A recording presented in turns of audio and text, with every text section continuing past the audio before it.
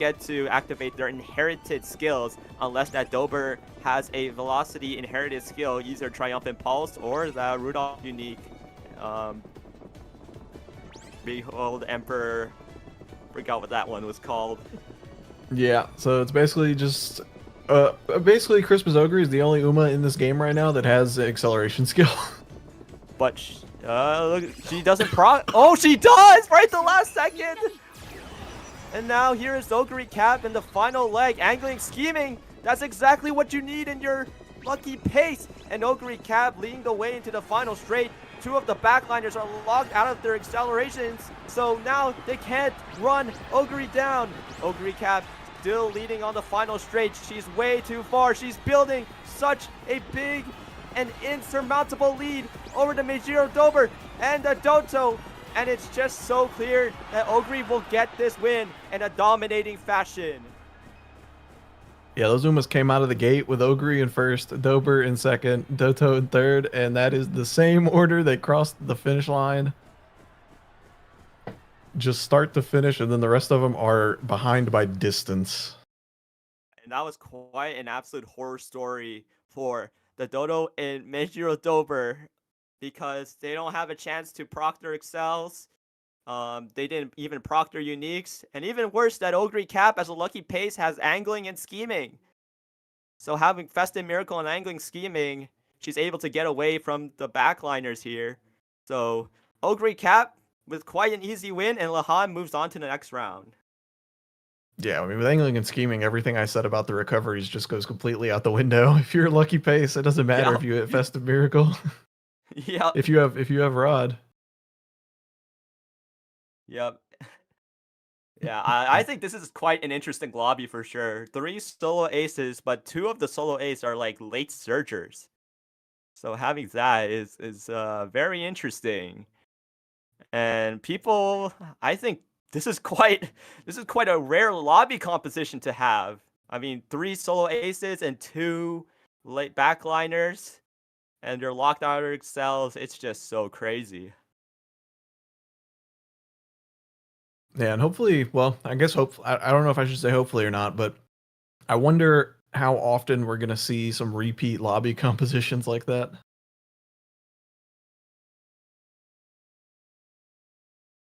Yeah, I mean, there's a lot of double dom Christmas ogres. Oh yeah, and by the way, there's also a bounty on the board right now for every Christmas ogre you defeat. So if you're a very soulful Oshi player, make sure to pick off as many Christmas ogres as you can. If you do, you'll get a cool prize. Pretty sure if you win the entire thing. Yeah. I was hoping to get some snipes myself, but in my first match there was no Christmas ogre to be found, and I lost. So it's okay. I'm a Christmas ogre player. You can have me. Thanks, man. No problem. I always got you. Who we got coming up on this next bracket? Oh, we're skipping your race. Oh, we're going right to the DT race. Good.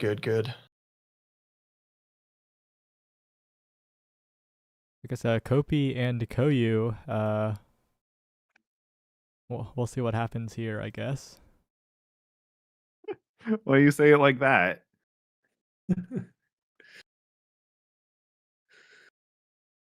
I don't think Saya has faith in us, Koyu. It could be worse. But let's just prove him wrong, so let's hit it.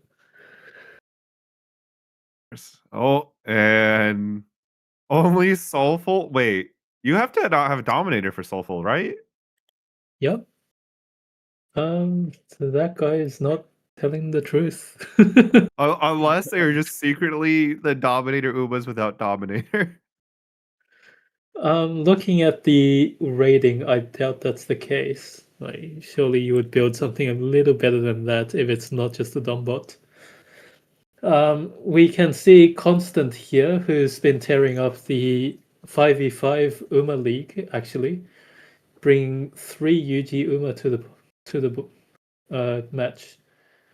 Yeah. 4 Dominators still, so it's a very... Correction, there's 3 Dominators and a nice nature. Can we check whether that's an ace nature or a dominator, or It's a D- debuffer? It's I'd DT, hope man. an SS Nice Nature isn't a debuffer. You never know. Sometimes people play hybrids. They think I'll put dominator on, and then I'll see if they can still win the race. But hybrids usually you either hit dom or you have a chance to win. It doesn't do both at the same time. Oh yeah, it is DT, so I think might have a little bit of knives come out, insinuating there might be a debuffer Nice Nature in that case. Look, I'm happy for him. I'm happy that he's proving me wrong. It's the more soulful the lobby, the better.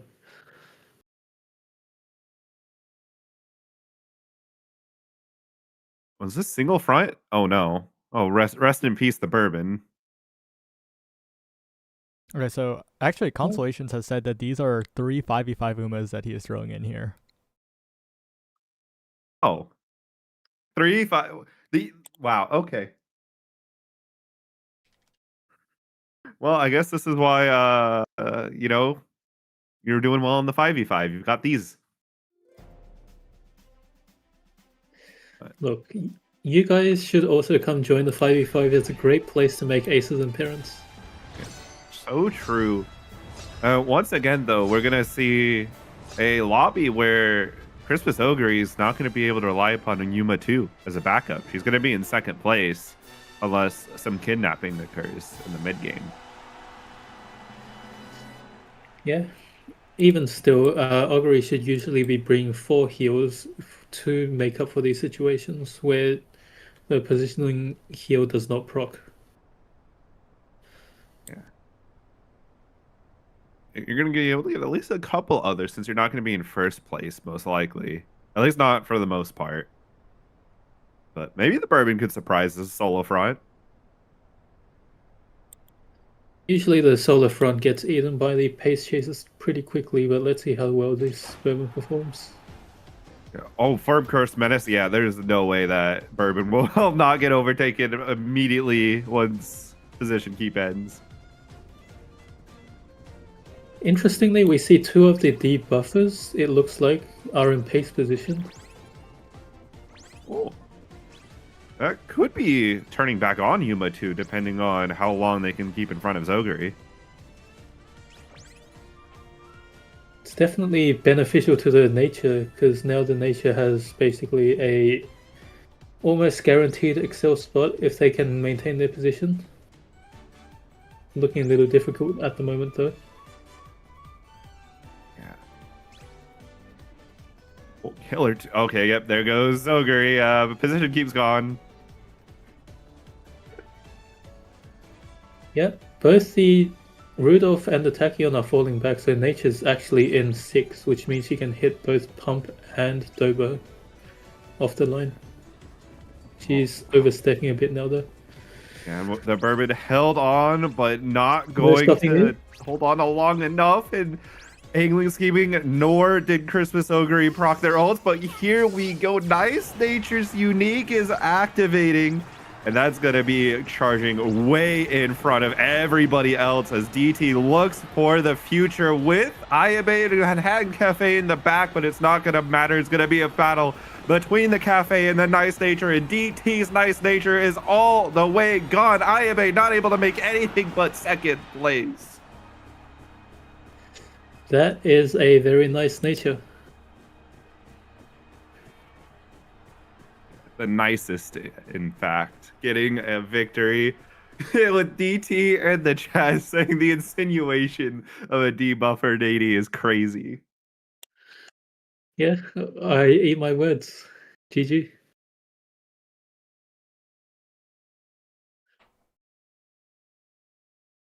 Great stuff. I mean, end closer Ayabe, definitely not someone you see very often. And I think there might be quite a few happy people at home seeing the bourbon and Zoguri not win. Yeah. In the end, Exoguri is still an Uma, so she's vulnerable. Yep, and that would be one tally for one Exoguri slain. for DT. And it's way too early to tell, but he is well on his way to claiming that Slayer bounty role for the most Ogres defeated. I know it's just one, guys, but you know, you gotta have that kind of start. Look, the double Zogri lobbies are going to be coming later. Don't worry. Oh my gosh! Imagine if it's just one front runner, one solo ace front runner, and then there's just like 2 solo ace Ogres. Oh no! Wait! Triple front, and then there's like 2 solo ace Ogres. Oh my god, bro, that'd be so sick. I'd be hoping within my heart of hearts there's nobody running single ace front runner in this world. I'm like trip. Wait. I mean, there are people that do in this tournament. I'm solo front, but not solo ace front. Like Yeah, there's a big difference between solo ace front and just solo front. there's solo ace front. There's a solo ace front player in this Carat clash. I think his 2 dominators are running as front, if I remember correctly. Yeah, that is usually the strat that you would employ, and I believe is that Mr. Bodoke you're talking about? Yep, exactly. That's him. The smart falcon enthusiast. Yep. Mm-mm. All right. Here's the next race. We are in for a bit of a treat in the winners quarterfinal. Oh. Oh my god, it's the Charles lobby with Iteriani. And- Terriani placed very highly at Genesis. Yeah, he This did. should be interesting. But I've seen Charles's cop in his live streams. Usually he would swap out that special week for what's it called? Grass Wonder. But this time he decides to go with special week for this one. And we have Doi over here with Agnes Tachyon, Gold Ship, and Grass Wonder. Although there are SS ranked debuffers, so I may be fooled here. I want to see that Agnes Tachyon real quick. Is that a real ace or? Probably a hybrid. Oh my god! Oh, Nope. Oh, it's a real ace! full- Holy full crap! ace. Wow. So, I'm sorry. What were Respect. those aptitudes? Okay, that one is a hybrid, but- Yeah. Well, wow, S medium S long S feels the soul, feels the aura right there. Wow, if that was Oh in my- 5v5, that would be a menace. That would kill people. I'm man. stealing Destin for this one. I'm getting my cast in before I feel I've worn been out. stolen. Oh man. Yeah, I'm guessing Charles subbed out the Grass Wonder to so he could play completely dominatorless. He has been showing Spachonky some love in the 5v5. He seems to like to pick her a lot, so not too big of a surprise. Curious to see how these 2 Saiyan Skies will do versus each other, though. They both look really strong. Strong enough that I don't know if I could see anyone else really winning this one, but we'll see how it plays out.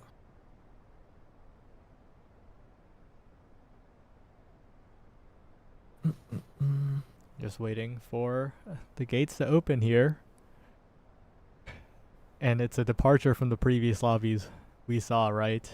The fronts were not in full force there, the lucky pace, but this time 2 Saiyan Skies to try and take over, but the Kitasan Black makes it difficult. That's one of them falling way behind the other. Number 8, Charles, that Saiyan Sky is looking like she's in a bit of trouble. And that Christmas Ogre is looking like she is front. You know, Genesis was a Christmas Ogre championship, and Terriani having placed highly in that is no stranger to the Satsuki Show Aries Cup. I think this is a home field advantage. Yeah, and we do see some interesting tech I saw on the Saiyan Skies in a couple, one of the 2 fronts. I saw Uma stand procking on both of them, which is pretty interesting. It doesn't seem to have made too much of a difference considering they've both fallen behind the Kitasan. But yeah, that Ogre cap is pushed pretty far up. Yeah, the Ogre Cap is in position to win. Alien Scheming off the table for the Saiyan Skies. And even the Kitasan Black in a lot of trouble. And here's the Festive Miracle. Everyone else, Terriani about to take over this entire race. Oh, yeah, the angling and scheming, Ignited Spirit Power, everything coming out. Yeah, not just the Festive Miracle, but the extra excels too, and the gap is widening. It's all up to this gold chip from Dewey to try and do something, but look at that. Why even look in the rearview mirror when the other Umas are so far away? It's Christmas Ogre Cap's race. She is the final boss, and she's making it known in this winner's quarterfinal. Yeah, the gold chip from downtown tried to scrape it back, but just not enough racetrack to go. If they added another 600 meters, maybe she could close the distance, but that was just, that Ogre Cap hit everything. Perfect, almost perfect Ignited Spirit Power on top of the angling and scheming and the Festive Miracle with perfect carryover. Yeah, it was pretty dominant here. This Ogre Cap might not be a UG, but rank is fake. Yeah, well, I didn't even look. I should have looked a little more closely in the lobby. I did not clock that was a front Christmas Ogre until the gates opened.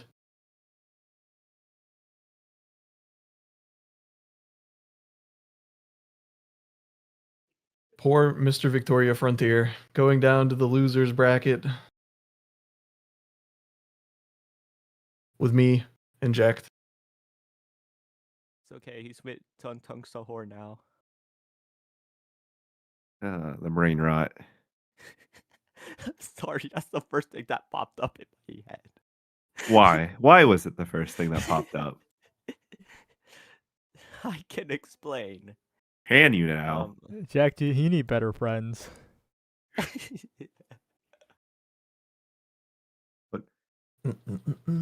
I almost actually went up to one of the workers at the race park today because he was wearing a Tokai Teo shirt.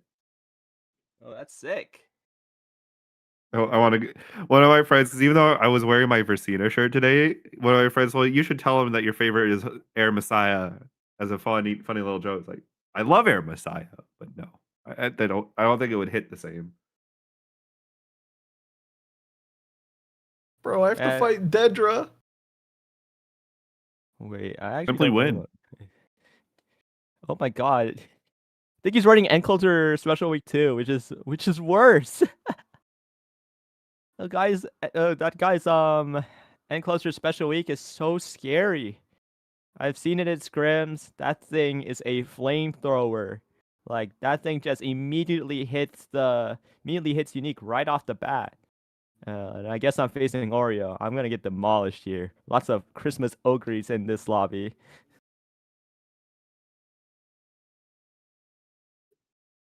There's one lobby. Random per. Have you random person, played your sirs. round 2. Let's see. I need to grab some other lobbies. I have some queued up. You have to skip through an incomplete one. All right, someone Did take over y'all for me. I gotta do make a any lobby. Kentucky Derby bets today?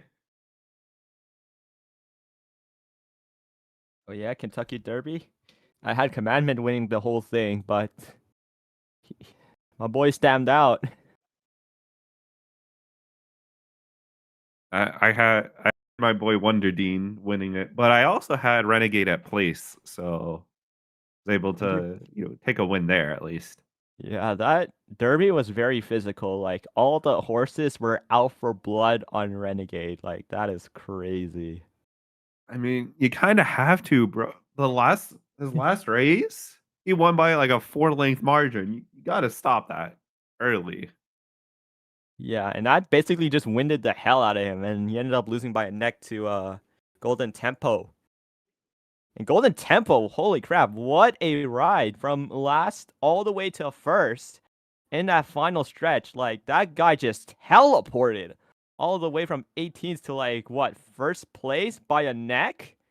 Man, that horse is something. And also the first female trainer that won the Kentucky Derby. Congratulations. I thought she was the second.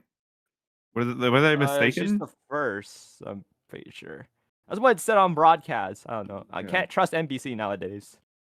Yeah, I was hearing that she was the second, but I guess someone might have had the wrong information somewhere along the line. Yeah. It's one of the two. Even still, it's a massive achievement. I hope to see Golden Tempo and the Preakness Stakes. Yeah, his odds are gonna go up so much further now Yeah. that he's a Derby winner. The amount of prestige is just so crazy. All right, Kopi and Koyu. Let's get it once again. Are we doing the Bandit? This one's a little crazy. This one's got 3 people that could win the entire thing. Oh, boy. it's Cat Bob. Zodiaki and Enki. What a matchup to be having in round 2. 3. We got the 5v5 special. Wait, is that the 5v5 Mihono Bourbon? You mind looking at it real quick? Oh my god, the fast learner one?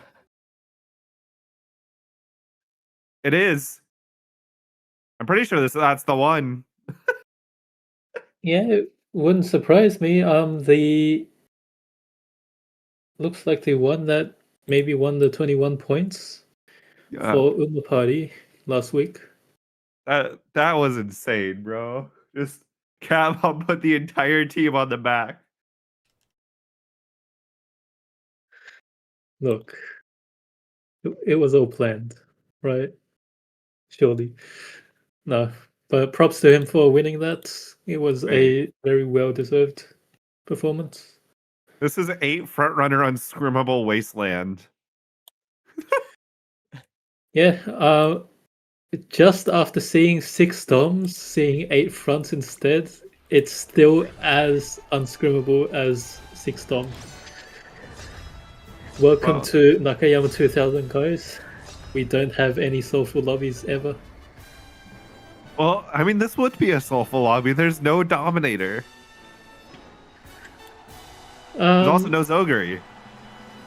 Look, that much is true, but there's this concept known as a front debuffer, where the front, just by sitting there in position, blocks everyone else out of their positions. So it looks like an ace, but it's there to kill you. Yeah. And there's also Schrodinger's Excel for the Satono Diamond, because you can get 6th place very easily, but it's going to be probably delayed by quite a bit, which is the unfortunate part. That's assuming we do manage to see the diamond catch up to the other fronts. Let's see how well she performs. The gigantic wave of these front runners, and looks like we got Zodiaki's Mihono Bourbon going to be taking an early lead.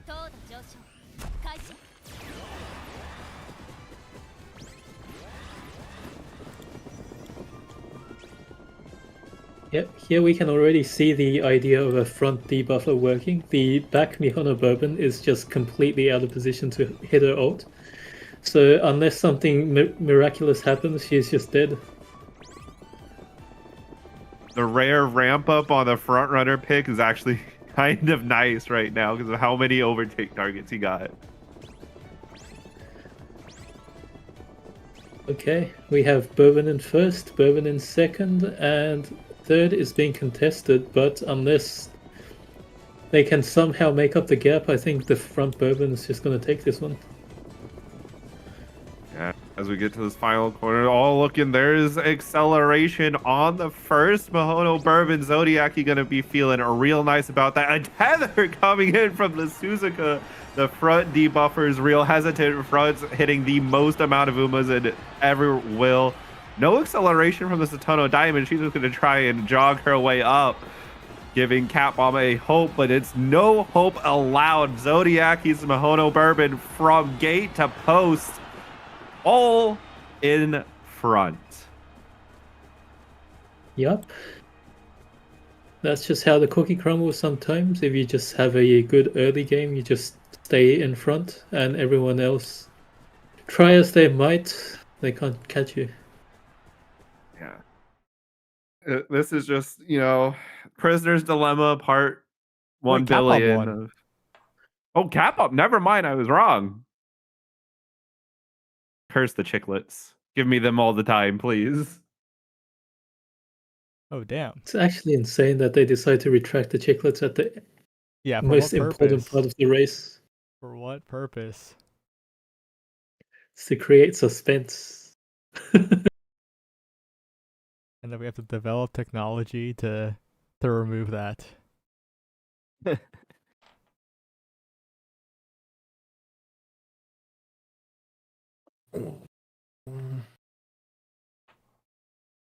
I feel bad for Dedra. I only won because it was 3 NPCs, so his special weeks XLs got locked out of positioning.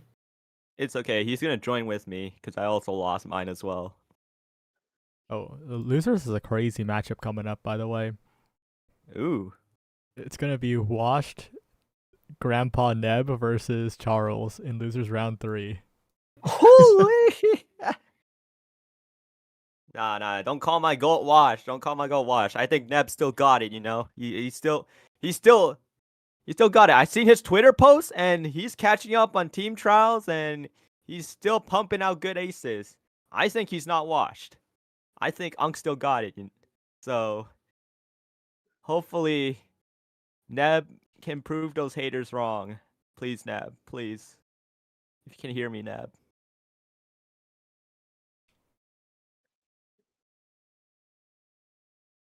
He can hear, It's but quite he a is not violent listening. bracket.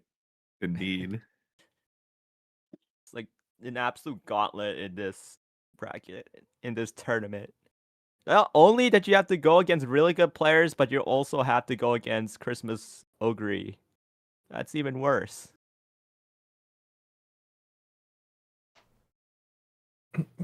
Ooh, this is going to be an interesting matchup. twelfth and DT. And we also had that SS Plus Christmas Ogre from Draconical. Draconical running double Dom solo ace Ogre, the gold standard of this CM. And obviously that's fine. Obviously this Ogre cap is looking to win. I want to see the skills of this Ogre real quick. Sorry, our technology doesn't go far enough to make me automatically be able to input all of the stuff yet. Maybe in the future. Maybe with some one day. Slightly shadier things. Dun, dun, dun, dun. Yep, pretty standard build. Yeah, pretty good. And this one has Uma stand, extra velocity. Velocity is velocity. You always gotta take that.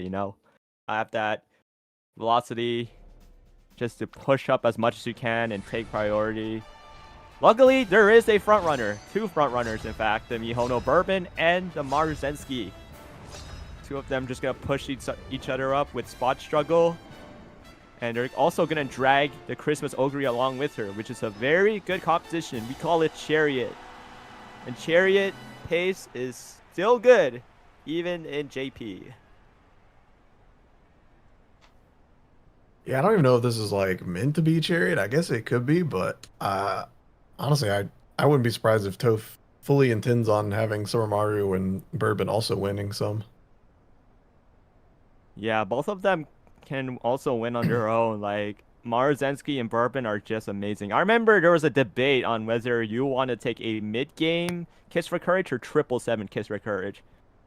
Wait, actually, now that you're here, Destin, what do you think? 777 or mid-game Kiss for Courage? I prefer mid-game just because I think it helps you get Rod more secure. It just feels a little safer, but I definitely see the value in having the carryover as well. Yeah, and look at that huge density of fronts here. But that Rudolph just falling off now, so Ogre can still be able to proc Uma squared. And Tachyon now locked out of her unique. So it's not any good news for her. Yeah, she's locked out of her Wait, unique, no, but she's she's able. She's dominator. able to. My fault. My fault. I couldn't count properly.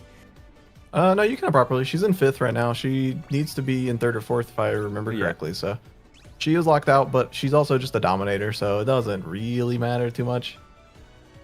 DT just wants that nice nature to get across the finish line. Yeah, but that nice nature way too far back. And Bourbon and Marzensky is still contesting for Rod. Festive Miracle popping out for Draconical.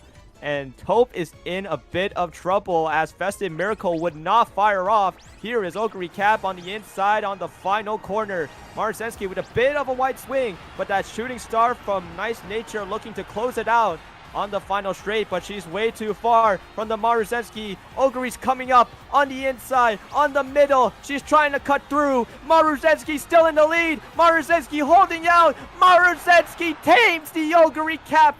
And Taupe will be going on to the next round. I guess my only question is, was that his own Ogre? It was not. It was Draconical's. It was not. It's Draconical. I don't really think it counts as Ogre slaying if you brought your own, though. I don't know. That's just me. I mean, at the same time, that Ogre didn't really contribute much. She didn't even fire off her own Festive Miracle. But yeah, if it's your own Christmas Ogre, that one shouldn't count. I have Yeah, to double look at check that. the Triple cap on that Marzensky. All necessary mid game. That's just simply a... I'm going to exaggerate here, but that is quite the perfect ace we have in a front runner. And Nice Nature, unfortunately, got blocked pretty hard on that final corner, or that third final leg. So, being able to hit that unique is near impossible for her. What were we gonna say, Destin? I was just double checking the bounty board, and yeah, it looks like if you brought your own Xmas Ogre, this win doesn't count for Toph as an X Ogre Slayer. Ah, that's tough. But that's like the least important out of the bounties here today, though. You know what I mean? Like, I just wanted, some confirmation for the viewers at home, for any of the other competitors that are watching and they're curious how it works. that's true. Okay, do I have to add more codes? Potentially. I'm not sure what my guy's waiting on. Our lobby's full. I need the, let's see, the Marcel PXD. I need the winner semis matches codes, but did they get sent? I'm so confused right now because I saw it and then I didn't. They're gone. They're gone forever. Hey, Brickbat's here. Hey, Brickbat's here. It's Brickbat! Hi. Hello. What's poppin'? Can we start let's see. losers R3 if it's full? That's true. There's a lot of good matchups in that bracket. We have Tib and Fantasy, Lehan and Jakalaka, Neb and Victoria Frontier. Really great matchups coming up in that losers round 3. Wait, Jaka got sent to the Shadow Realm? Unfortunately. No. But Lehan is a tough cookie for sure with his ex-Ogre. And if he gets that lucky pace, and by the looks of it... Oh no, but Jakalaka is running a front, I think, if I remember correctly. Surely he brought back the Daiwa Scarlet. Yeah, wasn't he trying With to a go for rod. Daiwa Triple Crown? He got it. Yeah. Oh. Yeah. So I assume his comp here would be the Daiwa that got it, right? You would think. You might be incredibly smart. Yeah. You would think, but I'm pretty sure he also had a Daiwa in a CM and then did not run her in Carat Clash before. I That think is it has true. happened. Is the Soulful Bounty still up for grabs? Are there still teams that are in it? Because Yeah, haven't seen any of them lately. there's a lot of heavy front players that qualify. okay, well, fair enough.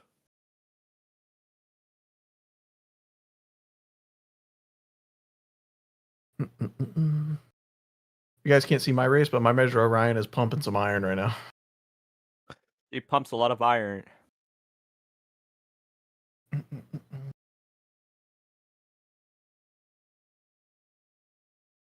Because and correct me if I'm wrong, I could be late in the meta discussion here, but triple fronts is literally just the way to kill Zoguri because you try to push her This out of is her true. activation. Like it's literally the only other Yeah. meaningful composition in the scene. Yep, and you just lock her out of Uva squared, and you also hope that 777 doesn't fire at all, or you're done. Oh wait, it locks out preferred position in 2, right? And hydrate, if I remember as well. Hydrate has no position, so you can't lock. Hydrate is a mid-game recovery. Preferred position, I'm pretty sure. I think it's top 5, so it might not be. Yeah. Lock out of those 2 recoveries. It's gonna be tough for Christmas Ogre to even proc Festive Miracle, or even generate a miracle. To be fair, a Stone Christmas Ogre should be running corner recovery and hydrate, and then 777 so that she has nothing that can affect her accelerations. Alright, I'm gonna cast this one with Koyu, okay? Okay, let's go. Yeah, so we have some very strong fronts again. Yeah, and both all 3 of these players I think notable, right? ASD had the best win rate in one of the previous CMs. I forget which, but that is not something you do by accident. FO7, I remember top cut a Carat clash in recent memory, so probably the previous one, and we all know Badoke. Yep. Another Battle of the Titans early on in the brackets. We see pretty much all of these fronts being UG as well, so they're highly statted with a good selection of skills. So you can't count out any of them. Even the SS Plus Marozensky is up there in number 1 favorite, actually. Let's take a look at what Badoke bring to this Carat clash, and Turf S medium A. The Smart Falcon player sure is playing Smart Falcon. Will Sparkly Stardom be enough? Sparkly Stardom rather, is a mid-game skill that procs from 2nd or above. So she needs to have some extremely good starts just to have a chance to proc that. Also notable is the ASD bring Kitasan, right? Kitasan, not one of the top tier fronts for Satsuki Show, but how does her unique interact with the track? Her unique actually procs at the very end. So if she actually manages to proc it by being in the top 2, she gets a speed carryover into the late race, which means that she's just playing faster than everyone. Additionally, she has taken the lead in her kit, so her deck can be a bit stronger than the other frontrunners. We'll see. With a soulful 8 front lobby, not soulful, it's a wasteland. The fight for first will be brutal, and all of the win conditions are at the very front of the pack. Will the Smart Falcon be able to get in position? Will the Kitasan be able to maintain? And right now, it's Kitasan off to an early lead. It's Silent Suzuka running away, but only a debuffer. Yeah, only a debuffer, but the debuffer by being there can just block out positions from ults. As you can see there, the back Mihono Bourbon did not proc Kakao, and the Summer Marozensky is also out of position for her ult. Yeah, but the Bourbon pushing up now. That's going to be number 5 from FO7, trying to overtake this Kitasan from ASD, who is currently maintaining the front. The Smart Falcon's got a lot of work to do. Smart Falcon's out of position at the moment, but if she can overtake the Suzuka... There we go. That's Sparkly Stardom. Gets Killer Tunes, gets the overtake, and is pushing forward towards the Suzuka. Overtakes the Suzuka, looking towards the Kitasan now as Victor Richiro procs to widen the gap though. And this Kitasan Black is looking good. Escape Artist onto the corner, and we're headed into the final straight here. Just accelerating away. This Kitasan Black's looking to take it all, and it's looking like this front lobby is going to be resolved at the final corner. It is angling and scheming It is Akita-san Black with such a massive lead. And we've seen Badok Smart Falcon run down other Umas before, but this time the lead is too big. It's going to be ASD moving on to the winter semis. All I'm gonna say is Kida-san Black, despite her unique looking slightly weaker at 0.25, given everything she has in a kit as well as the fact that she can bring extra cards on her, you can never count her out even on shorter tracks like medium and mile. Wow. ASD. Yeah, honestly, if Badok could have timed that overtake a little bit later, he might have had something to work with. Just the Sparkly Star doesn't have that much acceleration, but maybe could have got some carryover on the velocity. I'm not sure if it would have timed out. It can only proc on a straight, right? So by the time they hit C3, Yeah. it might have been End too of the late. day, though, that's still a 0.25 as well. So the thing about Falcon, I think that's different from Kida-san Black, is that Falcon has a slightly harder time building, given that she needs a lot more going for her in parents just to match the same level of the other turf fronts, being a dirt Uma herself.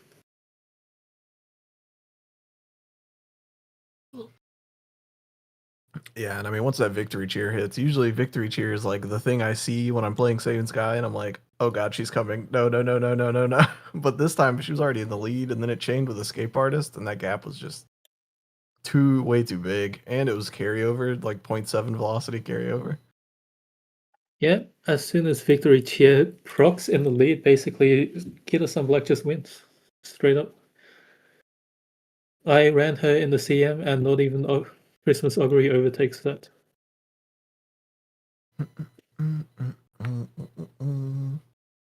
And with that, the winners quarters is completely resolved. We got the winner semis matchups locked in, but I assume we will probably be taking a detour down to the lower realms for the next races.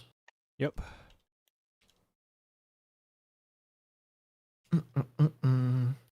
I almost made it, but I got slimed out. Walnut had a very strong Christmas Ogre. I hope that guy wins it all so I can at least say I lost to the winner. Lohan is Jakalaka moved on to the losers quarters. Yeah, And to beat out Lohan. this losers quarters is awesome. Do you see the second lowest one? Fantasy versus Jaka. Jakalaka, oh my god, feels the aura, man. And then there's a third one coming up soon. Hopefully, it'll be someone formidable in that bracket, and it'll be quite a race in the losers quarters. Hey, what happened to the Charles Neb matchup, or is that the next one? I got good news. No. It's Brickbat Destin. You want it? You want it? Actually. Oh. Yeah, Brickbat Destin. You got this. Okay. Oh my god. I'm like, oh god. All right, let's see what we get. Hello.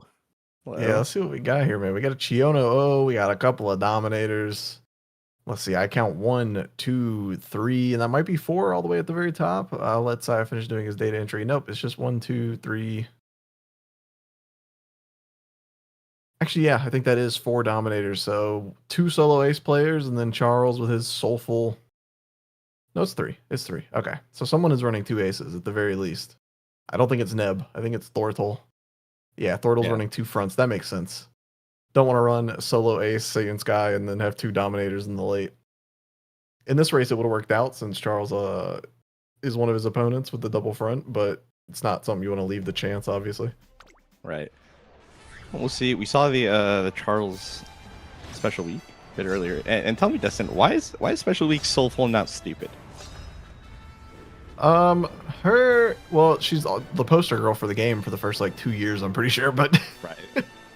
but her unique is like, even now that some people have like really popularized Special Week and done a lot in some Discord servers with her. I think her unique is still just like very slept on. It's like one of the stronger hybrid velocity acceleration uniques. It's pretty versatile. It a lot of times when you're running some of these Umas in like late surge or in closer, you're like, okay, I have to be in 6th or I lose. But then Special Week is sometimes just like, well, I can be a little bit further up and I'm kind of chilling. It didn't matter as much in Unity with everyone and their mother having NSM, but now that we're in Mant, it's a little more selective. Yeah, and wow, Sakurachina owed 3 greens, by the way. All of them with granting speed. I think that's what, like plus 140 something like that. Between Firm Coast, Spring Spectacle, and right-handed. Yeah, it depends on which one of them are gold. I didn't quite catch it, but yeah, the gold ones are going to be 60 speed, and if they're double circle regular greens, they're also 60 speed. So could potentially, if it was 4, it could potentially be like 240 if the white ones are double circle. Yeah, that being said, a lot of distance for Shiona to catch up. She's going to need all the speed that she can get. Saiyan Sky going to be holding the lead, but there we see the Killer Tunes and Operation Cacao just rocketing Bourbon up to second. Yeah, I thought we just skipped into 4X for a second. That Bourbon just teleported. What the heck was that coming out of a mid-race? But it's just not quite enough. The Saiyan, I don't know if she went into speed up mode or if the velocity skills just ran out. But that Bourbon's going to have a hard time, especially now that they've hit the corner. She's not going to be able to get in front of the Saiyan. That's going to be a raw 0.4 for Charles. Yeah, it's going to be big as well. We're going to see the Dominators come through on your left as well for the special week. Sakurachina, maybe trying to make her way forward, but that is a big gap between Charles' Seiyun Sky and everyone else as every horse is now getting down the final stretch. Taking a look there, it does look like Charles is going to be running away with it, but the Kitasan Black is moving up.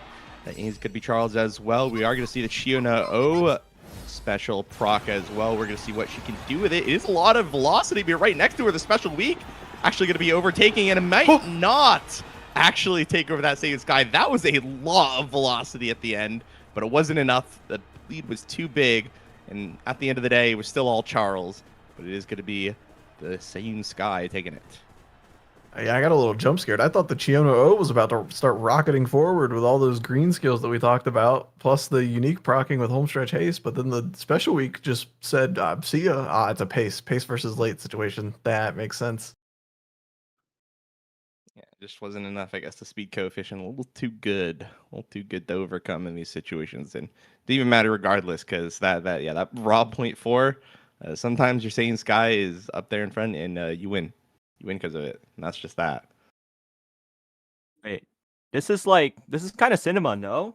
Saiyan Sky and Special Week raced against each other in Satsuki Show, and Saiyan Sky ended up winning with Special Week right behind her. Oh, more accurate. Damn. Oh, maybe that's why he ran the special week over the Grass Wonder. Yeah. Although you could argue a case for running Grass Wonder too, right? Like she's got to be real though. Oh yeah. No Dom.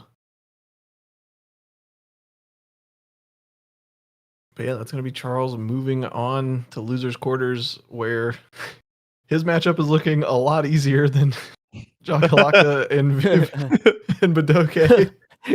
Just literally dodged a bullet there. Poor Sea Monkey. Poor Sea Monkey is fighting 2 Carat Clash winners. Oh God, yes he is. You say poor Sea Monkey, but he could just take out both of them at the same time. That's true. It would be so funny. Please God let this happen. It would be so funny for Sea Monkey to knock out 2 Carat Clash winners. It's his That's name. exactly where we're going. His Summer Morozinski looks a little strong. Yep.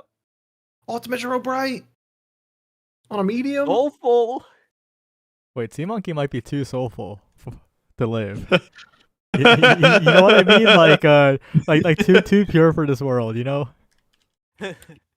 Well, hey, you say that, but one of Majiro Bright's key skills is the fact that she needs a lot of stam to sustain her ultimate, and on this track she can sustain that from up to 40 seconds. So you need to watch out for her. She's she's got oh my God. We love hybrids. When she speeds up, she doesn't stop speeding. Wait, he might be cooking with that tether. Wow. Wait, this guy's running. Guy's Alright, running solo. let's Oh wait, take that's a a French Geo. Okay, okay. let's take a closer look at that Summer Morozinski. Yeah. We have Sure. Professor, we have taken the lead. Our- It's a bit lacking Lone Wolf! on the gold Lone department. Wolf! Oh my god! What was the deck for this? He was cooking! Oh my god. Oh my god, Wait, he this- was cooking even harder! This is just a free-to-play deck. This is achievable for Yeah. someone who has spent $0 on the game. It must have gotten a lone wolf from like. I Arguably don't it know. is. Like, there's no way to get lone wolf naturally from the deck. You have to like just stumble into it, right? You can get it from a random event, Yeah. Right, or you can get right. it from Carat. Oh right, yeah, you can spook it from a random support card event, I think. Oh right, Yeah. it's the Marzensky family. Sea Monkey. Trying to point that out desperately. Oh yeah! You don't know. Oh my god, this is so soulful, man. Alright. Well, eject Koyu, take it away. Thank you, Saya. Koyu, I'm going to love this race for sure. There's going to be a Smart Falcon, there's going to be the Marzensky family, and there's the Christmas Ogre. But yeah, I'm starting to think that Christmas Ogre is a huge contender. Double Dom, obviously just triumphs over everything, just trumps over everything. And I think that's probably a bold prediction that I'm making here. Unless Badok and Sea Monkey cooks with something really good. You say that, but one of the weaknesses of Christmas Augury is actually a front just running away from her. And with that Suzuka pulling both the Smart Falcon and the Summer Morozinski, both of which are in prime position to proc their ults, I think we have a competition on our hands. And the Chima. Yeah. Oh yeah, yeah. And it'll be a front competition here with that Silent Suzuka pulling those Summer Marzensky and Smart Falcon. And there you go, dodging danger, pulling off. Let's see who procs prudent positioning first. Oh, and that's Smart Falcon. Sparkly Stardom already proccing right there, and Smart Falcon looks to take the lead right into the final leg, but it's too early to tell, but she's quite built a distance over the Summer Marzensky.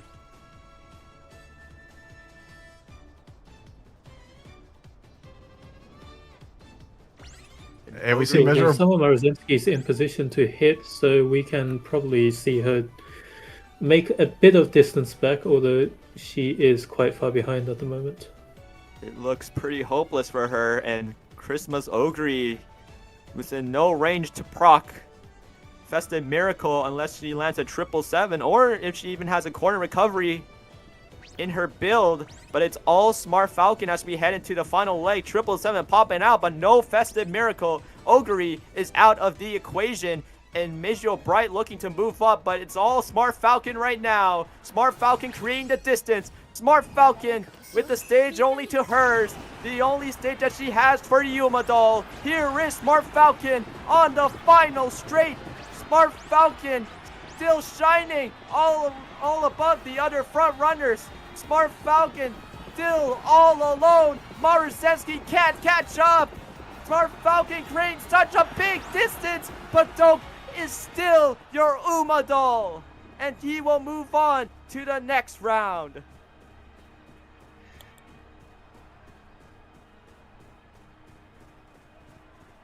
Thanks, wow. That shit is hard when one Uma's front running and ahead and it's already over, and you gotta talk about the other Umas, but you can't. Like that's hard. I get it. Yeah, I was struggling there. And yeah, it went pretty much as you said, Koyu. It's pretty much a front runner competition between Marzensky and Smart Falcon. And that Smart Falcon, well built, and if I remember correctly, has pretty high guts, was able to outweigh the Summer Marzensky, and Badok will get that win going into the loser semis. Yeah, unfortunately, this is one of the ultimate downsides of a F2P deck. You just don't have as many golds as someone else might, so you just have less mid game to play with. And props to C right there playing that Marzensky family. It's props to C Monkey playing that Marzensky comp with Chiyo no O. And also has Midgeo Bright as well. Midgeo Bright, I think is not part of it, but you know, Midgeo Bright is welcome, you know. She can be part of it. Yeah. The overall performance was also great. Still beat the X Augury, so that's a very soulful result. Another soulful update. Unfortunately, Charles has fallen at 16th place to a Satono Diamond player. Oh! Satono Diamond is so slept on. I swear, man. Like she has pretty much what's it called, right-handed demon, and she has a final straight velocity unique. So she can just run down anyone. She's like a terrorist on the field. She is so slept on. I don't know. I see Uma Party drafting Satono Diamond like every draft. I haven't seen much Satono Diamonds in my CS, so I have to say that. But yeah, she's just amazing.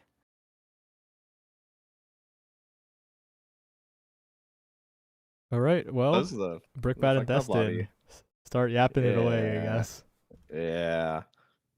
Taking a look at it, I do see 4 fronts. I'm gonna see how many more there are. There's another one, so there's 5 fronts. So, well, it's a front off. I think this Ogre cap is actually might be a little messed up, a little screwed over by the positioning. But that also means that if Jackalaka gets that like 2nd place, it's still pretty damn good. If the respondent Red Ace gets a good proc. I ran Daiwa for the CM as well, and I'm not nearly as good of a Daiwa player as Jackalaka, but I still managed to get a pretty decent win rate with her. Just I actually did it solo front, but if you have another front, actually, your other front runners tend to be better. Fun fact. So we'll see how this ends up. Yeah, you do typically want to run 2 fronts. But I can't say anything. I did the same thing. I ran 1 front too late. And I got 3rd place in final, so. Yep, I feel that. That's exactly what I did. God damn it. But this should be a pretty interesting one. We only have 1 Seiyun Sky here, but she does have to compete with 2 V-Bourbons and a Kita-san. Both of those Umas having those mid-race velocity uniques. The Bourbons usually don't. I don't know if these do, but usually they don't have TTL. So that is one nice thing about it. And Seiyun still has that innate escape artist, which V-Bourbon also has. So it can be a little dicey maintaining that first position, but we just saw Charles do it before he was unceremoniously killed off screen. Well, let's hope. Well, at the very least, if you are going to be executed, it'll be on stream for this match. So we do see Jackaleka's Daiwa Scarlet get up front, though, but we'll see what happens. Yeah, that Saiyan Sky whiffed something. There's no way that's a late start. That had to have been a whiff TTL or maybe just the groundwork. But the Daiwa out in front is not actually where I think she wants to be, unless she can get further ahead. I always forget the exact preconditions for Red Ace, but I know it has something to do with being challenged. So if she wants to not proc her unique early and actually get some use out of it with carryover, she needs to change the position. But it's gonna actually, with the V-Bourbon pulling away, she might be in a little bit of a better spot, but she's gonna need to hit some velocities to catch back up and get that overtake mode. Yeah, funny enough, this Saiyan Sky has managed to make some ground, and yeah, that's a bit of an early proc, I think. So that is going to be a very hard situation for this Daiska to make it through. On the flip side, though, the V-Bourbon up front, that's going to be number 5 with Fantasy. I think the Seiyun and Kita, unfortunately, are going to be knocked out. And on top of that, the rest of the race is not in great position to really make it out. So it's really between these fronts, I think. Yeah, and the V-Bourbon did not whiff her angling and scheming, although she did not get as much distance as I would think you would get when you proc that acceleration. That Daiwa is not too far behind. If he's got some final straight velocity, I think that's easily surmountable. Yeah, for sure. And we are seeing some of that distance now close, but it's still, we are running out of race. We're going to see if the V-Bourbon's able to hold on. And yeah, it does look like that is going to happen. V-Bourbon is going to cross the finish line. Unfortunately, the early proc from the Daiwa Scarlet means that Chakalaka just didn't have anything left in the tank for that final stretch. That's going to be number 5, Fantasy. Going to be moving on in bracket. I completely whiffed that we were in late race. I don't know why I just chimed in there for some. My bad. I look you no because I had the leading tone. Yeah. Yeah. Yeah, that's been unfortunate though. It actually only being I thought it was a half a length. I was like, oh no, 2.5 lengths. Okay, yeah, that makes sense. No, yeah, no, that bourbon was gone. I saw the bubbles show up around the bourbon, so I knew she procced angling and scheming, but she wasn't pulling away as fast as I thought she would have. But I guess it worked out because that gap did just keep growing.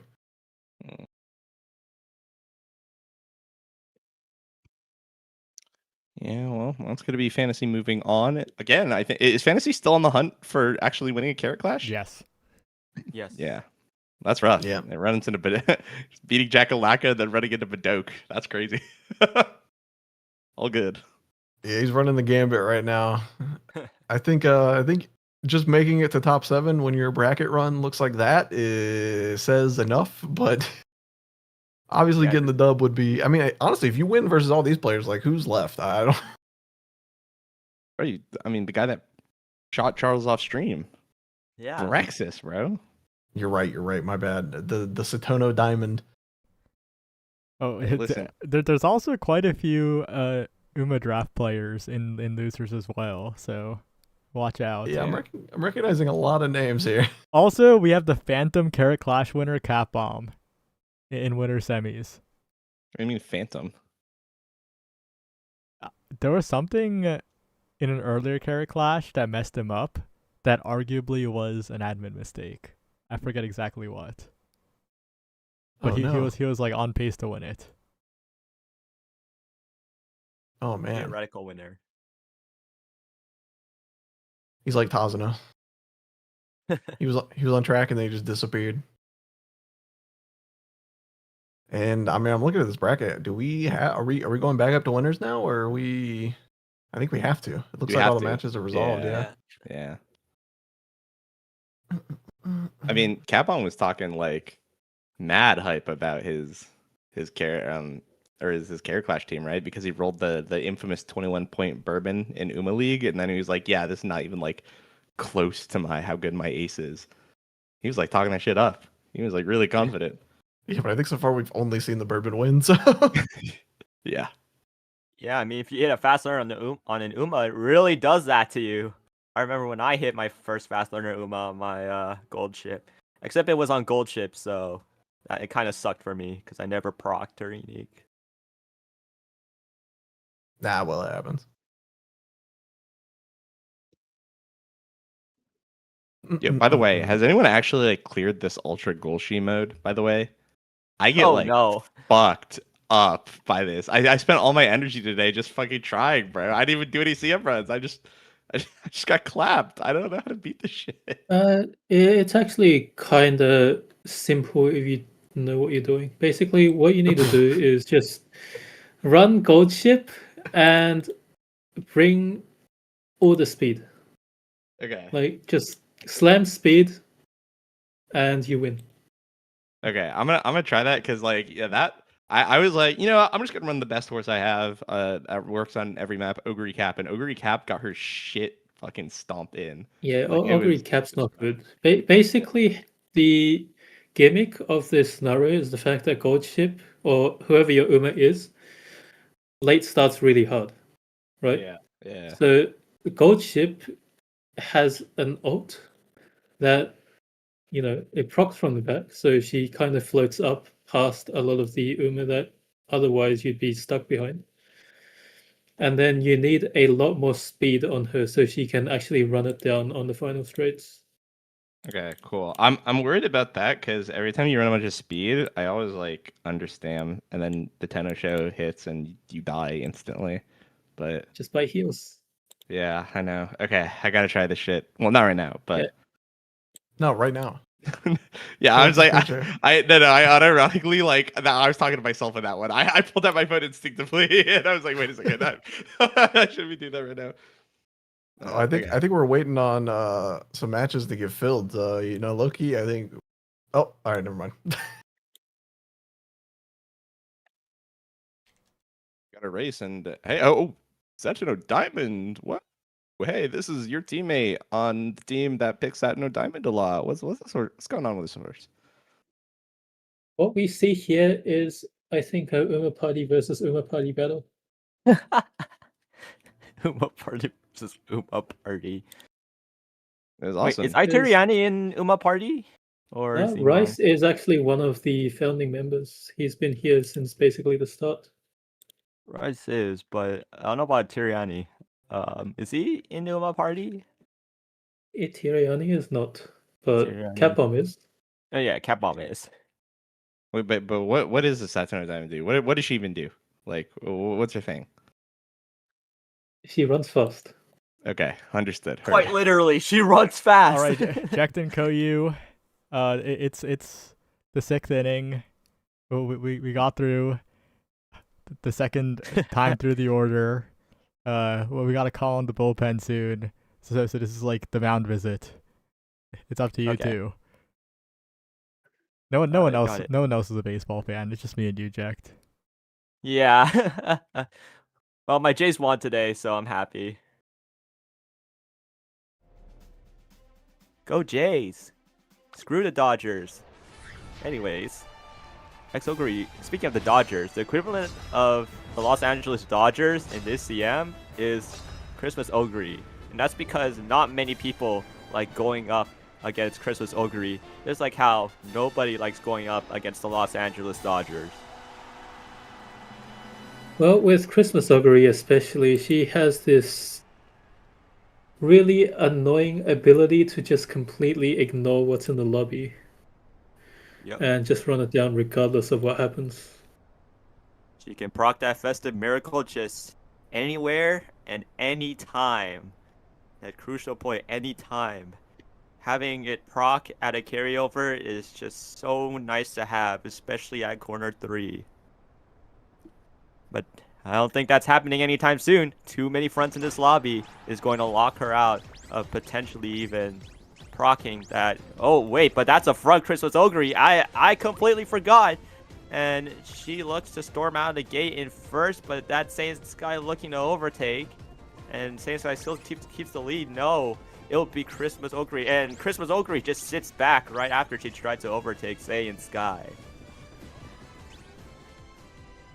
Yeah, we see Capcom also fighting back with the Mihono Bourbon. So Capcom taking the first 2 spots. The other fronts also pushing up, which actually blocks out the Christmas Ogre. So we'll see if Ogre can recover from that. Although, if Ogre manages to proc that Festive Miracle, she'll be the only one laughing all the way to the bank. With that Festive Miracle carryover, she'll manage to catch up to Mihono Bourbon, and it's all up to her just to run her down. But since they have the same speed coefficient as the front runner, it may not be the case. And oh, there it is. Festive Miracle for Ogre Cap as we slowly approach the final leg. Professor of Curvature for that other Ogre, but it seems like it's not going to be any Festive Miracle soon. Kiss for Courage for Christmas Ogre. Mihono Bourbon still leaned away. Ignited Spirit Power. This is the situation that Ogre needed to be in, and she gets it. Here is Christmas Ogre on the outside, but she's way too far. Mihono Bourbon leading the way on the final straight. Ogre desperately trying to catch up, but Mihono Bourbon creating more distance as time passes on. Mihono Bourbon is just simply not human. She's just a robot, and she manages to win this race for Cat Bomb. Hey. Bourbon is a very human Uma, thank you very much. Maybe this Nah, cat. Unlike the inhuman that is. She's a workhorse. She's like. Wait, maybe Cat Bomb is kind of good at this video game. It makes sense. He wrote 80% of the guides on the website. This is a 5v5 Uma draft Uma, bro. Like drafter.uma.guide. Like play the 5v5 game mode and you could print stuff like this, I guess. Yeah, I mean, there's been a couple times where, holy moly. yeah, there's been a couple times where I was like, hey, Ko, can we pick Nakayama 2000 so I can draft, so I can make a CM12 ace? And this time, I don't even think Nakayama 2000 was in the rotation. We just had a lot of medium maps, and he just spit this thing out. Yep, just hit. Oh, oh yeah, but Mihono Bourbon is not human. She is IKEA furniture. She's Build-A-Bear. Everything comes in the box, man. You just gotta hit start career. Yeah, but Honestly, like, I'm gonna start playing but the Zuma. The Zuma's crazy. like a robot, it's all automated for you. You have groundwork. Look, You look, have you safe say harness. that, but to It's- actually have a strong Mihono Bourbon, one that actually wins races, you got to do a lot more than just what comes in the box. Yeah, you gotta run twin turbo speed. Dude, I would much rather run twin turbo speed than this Bourbon Wit card. I hate this card so much with every fiber of my being. He's right. I hate that card too. I hate that card so much, man. Yeah. Card Yeah. sucks. Yeah. Oh, and joining us is someone who doesn't even have that card. Oh. Wow. Sorry. Okay. God, freaking no one likes free to play players, huh? It's okay. Sparks doesn't have it either. Are they free to play? No. That guy ain't free to play. No. Yeah.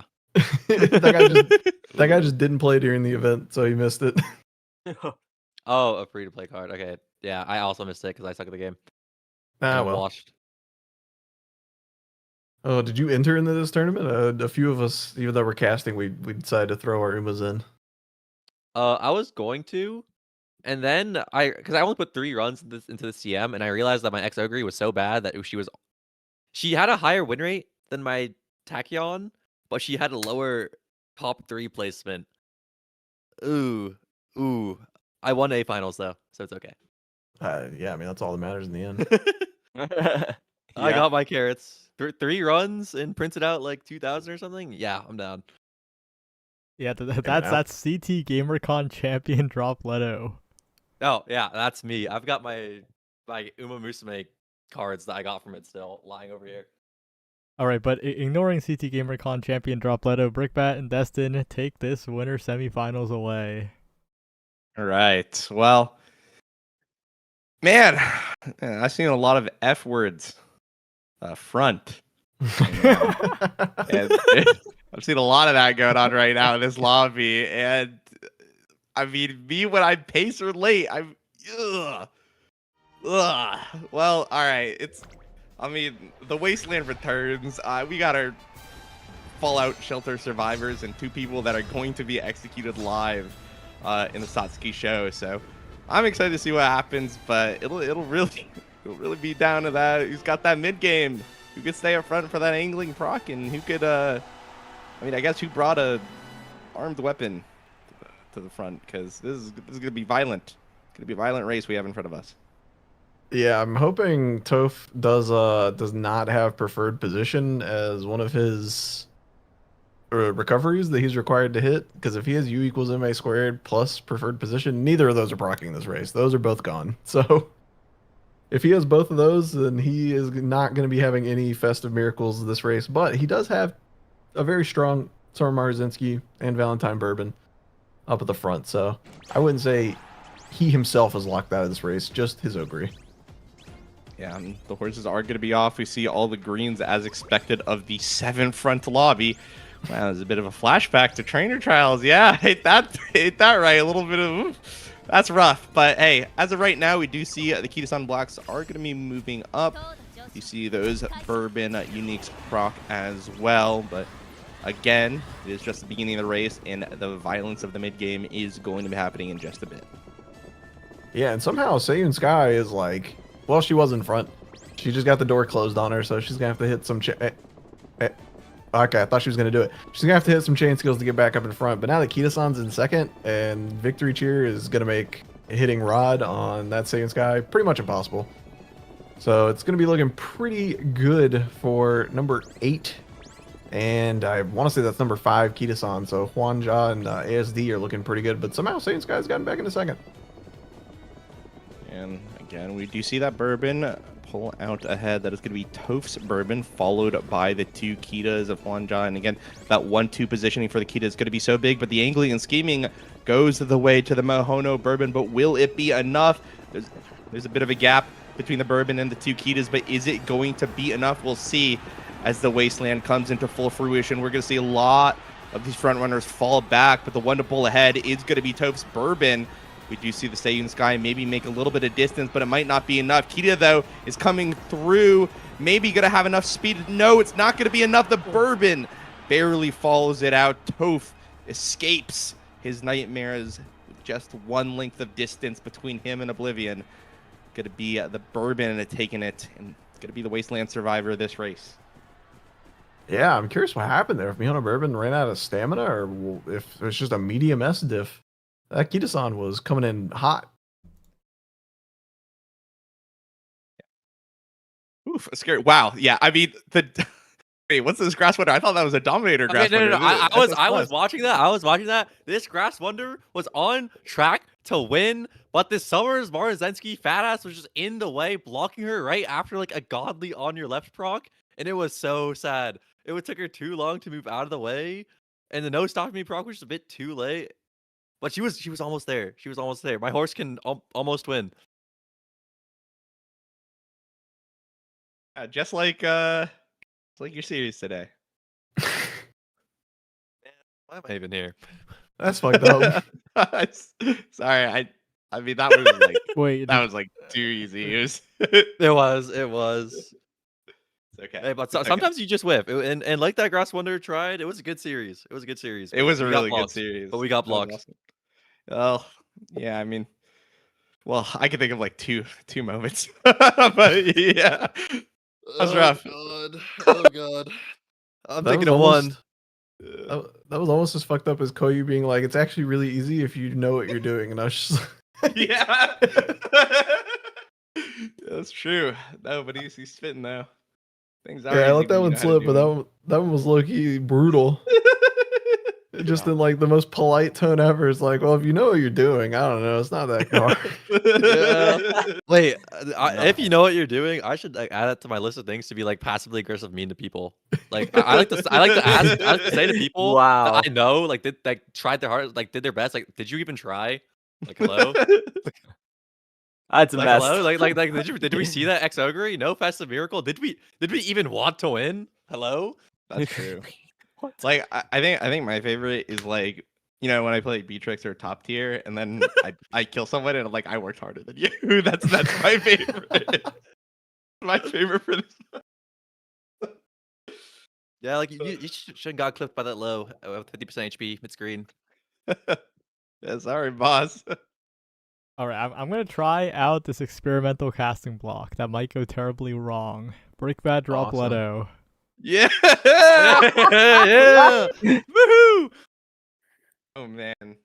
Well, let's hope we have anything interesting to talk about, but we do have a few things. Yeah, this CM. Yeah, right. Oh, yeah, I guess you're right. We missed so Man, interesting thing. What position will X Ogre be running? Oh, I hope it's end closer. I believe in that one. It's the fastest one.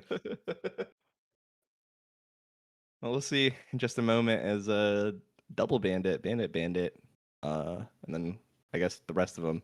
I don't care to pronounce the rest of them. That's okay though, because I looked at bandit first. But we're gonna have a race soon, and we'll see. I didn't catch the compositions from these guys earlier. I assume at least one of them will have a Zogri, but I'm interested to see Just what the one? rest will have. Maybe one, maybe two, maybe three. Probably. You know. Yeah, probably three. I wonder if is there's any soulful contenders left though? It's because the winner of that one had an X Ogre on their team, so pretty sure. Ew. I actually don't know. Wait, oh man. Well, whatever. Well, We'll see. Yakidrag in one. The squadron gets stronger. And it's okay. So there's one minimum, but we haven't scrolled down yet. Unless there's just two more Ogre caps waiting for us at the bottom. We could be trying for just a one X Ogre lobby, but that's also just 4 UGs all the way to. Okay, there is one more. Two for 3. We got 2 people in it to win it, and one guy. I don't even know how he got here, but you know. I'm MA squared proc for these Ogres. Kind of difficult. So it's going to be perhaps another front race. We'll see what happens, though. As notably, that debuff for Suzuka is probably going to throw a wrench in a lot of people's plans. Yeah, trying to just kind of keep all the front runners out from getting there, angling and scheming, which is pretty notable. With 2 Saiyan Skies, not a horse you want to see proccing her unique on the track. Probably other than X Ogre, the one you're the most scared of. Angling and scheming, when she gets the full 0.4, it's just really hard to run down unless you're Crispus Ogre. I mean, I can't wait to say that at the end. It's like it's just Satoru Gojo, you know? It's like, oh, this cursed technique can only be defeated by Noah. It's just too powerful, except for Satoru Gojo. Yeah, it's Crispus Ogre Cap. She's gonna be doing terrible things to this track, but we'll see if we can, any other horses can get the dubs. Yeah, we'll see.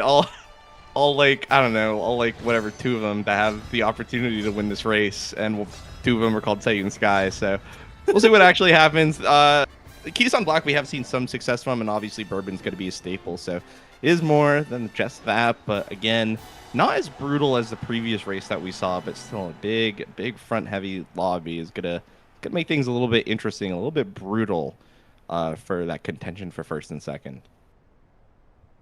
Yeah, like you said, Crispus Ogre Cap, 2 pace chasers in the lobby, which means they're most probably on Yugo's MA squared as their 4th recovery, which means there's a chance that depending on what other recoveries they picked up, if it's not like 2 consistent ones, which is like, or yeah, hydrate plus corner recovery, there's a chance it could whiff. You know, the straightaway recovery, that thing could just activate at the very last spurt, and then you don't have a festive miracle for the entire race. That doesn't matter because we are off now. I got a horse to take the lead. I can't tell what's going on with the skills. I don't watch this enough, but that Suzuka is already looking very comfortable in her position. The runaway picked up from Unity, looking to just take the lead for the entire race and make sure that the like 5 other fronts of the lobby, none of them get their angling and scheming. Yeah, this is going to be super interesting because we have a very front-heavy lobby plus a runaway, which means that these 2 Saiyan Skies could get eaten alive by this this strategy if they aren't able to close the distance early enough, which they might not against the runaway. That being said, that still allows the Bourbon and the Kita-sans to have pretty good contention around it, especially if this Kita-san does get second. But, well, I guess that's a Unity Suzuka just dying, unfortunately. Yeah, And maybe we're did pop like a bunch of skills. This playtime over, got the killer team. She's trying very hard to fight back, but unfortunately, there's probably like a 1k SP deficit with the Tail Hill Tide Escape Artist coming out. Yeah, that Suzuka's going to the pack. If I'm an X-Ogre player right now, I'm hoping that she doesn't crash into me and maybe the Kita-san along the way instead. There's our first Festive Miracle proc. Only seeing 1 come out from the Crispus Ogres, which means one of them could just be dead in the water, and it's Saiyan Sky to proc the angling and scheming, and things are going to be looking extremely hard for everyone other than Saiyan Sky and X-Ogre going to the last spurt. Yeah, we are going to be seeing X-Ogre moving her way up. That Saiyan Sky has so much distance in front of her. The Bourbon's behind as well, but with no angling and scheming proc, it looks like it's just going to be Saiyan Sky all the way. Saiyan Sky just running everyone over, and there it is, Skywalk. Oh, I believe Saiyan Sky is going to be crossing the finish line first. All the other front runners exploded and died. Unfortunately, the Unity Cup Suzuka, the runaway strategy is trying to keep these Saiyan Skies out, keep the V Bourbons down, was just not quite enough. We did just get out mid-games. That's how it kind of always is when you lose an Umamusume. They should have better mid-game than you. And when that's a UG Saiyan Sky staring down the S-rank Suzuka, that's going to be a little rough to try to keep yourself in the lead for the entire race. I want to shout out Skywalk O for not having the default titles. Nepo Uma for Saiyan Sky is such a crazy title. That's awesome. Oh wait, What the hell? dirty work on the X-Ogre is also kind of crazy. Yeah, these are so good. Wait, I don't know. We're calling X-Ogre dirty. Like it's like, oh man, I'm so dishonest for using Crispus Ogre Cap. Look, I can use my 2 favorite horses, Saiyan Sky and V Bourbon instead. Yep, that's my Yoshi's right there. Yeah, I'm not guy, an X-Ogre player though. This guy podiumed, and his front runners were 6, 7. I mean, this guy is like, he's got it all. This was his race. All the stars just aligned. What else could you even want out of your horses? 1 through 3, no debuffers, just Saiyan Sky completely kind of walking the competition. Yeah, as some might say in some parts of the world, soulful. I wouldn't say that. Let's be clear. I hate fronts. I hate That fronts. was All front runners are bad. All front front runners are bad. Afrab. Hey, Brab. Not having any of that boring ass role position. I like how the Umas being in gate 6-7 was like a notable thing that we had to call. Wait, check Skywalk O. Oh, we just missed it. Okay, can you go? You go into your. Did you not save the race? I did not save it. El Prod. You don't have technology? Nope. We're just gonna see them later, right? Yeah, we'll see him later. We'll see him Yeah, later. we can tune in what? I can't read the bracket. In winners final. Yeah. Oh, is it like unreadable because it's too low res? No, No, I it's can read real. it. It's just that I don't have. I've never looked at these brackets before. This is evil spreadsheets to me. But it's just like a normal bracket, but if like all the numbers were different. Yeah. I have never seen a top 27. Okay, that's weird. You're weird. Yeah. Yeah. Yeah. The person who invented the number top 27 for a double elimination bracket is sitting muted as the second lowest member of the VC right now. Holy shit! Wait, we invented the number 27. Yeah, we We did. did. Yeah, dude. That's pretty impressive. shit. Finding a new number even in 2026, like you can make like a thesis on that. It's not just 27, it's top 27. You have to Oh, include the 27. word in front of it. No, we invented 27. Oh, okay. Yeah, 27 is a new number now. 27. Sorry. All right, time for Wow. experimental block number 2. Drop Leto plus Destin. Oh, heck yeah, Great. dude. God. All right, so we're gonna do terrible things. Says, oh wait, Smart Falcon. I think that horse is so broken. By the way, racist I ass agree horse. with you. Everyone's like, oh, dude, this guy's a smart Falcon player. Oh, this poor guy, he has to get his turf He has to work so sparks." hard. Oh no, his turf sparks, man. Look at this. Let's pat this Oshi player on the back. No, This Uma's No. fucked up, dude. This Uma's so messed up.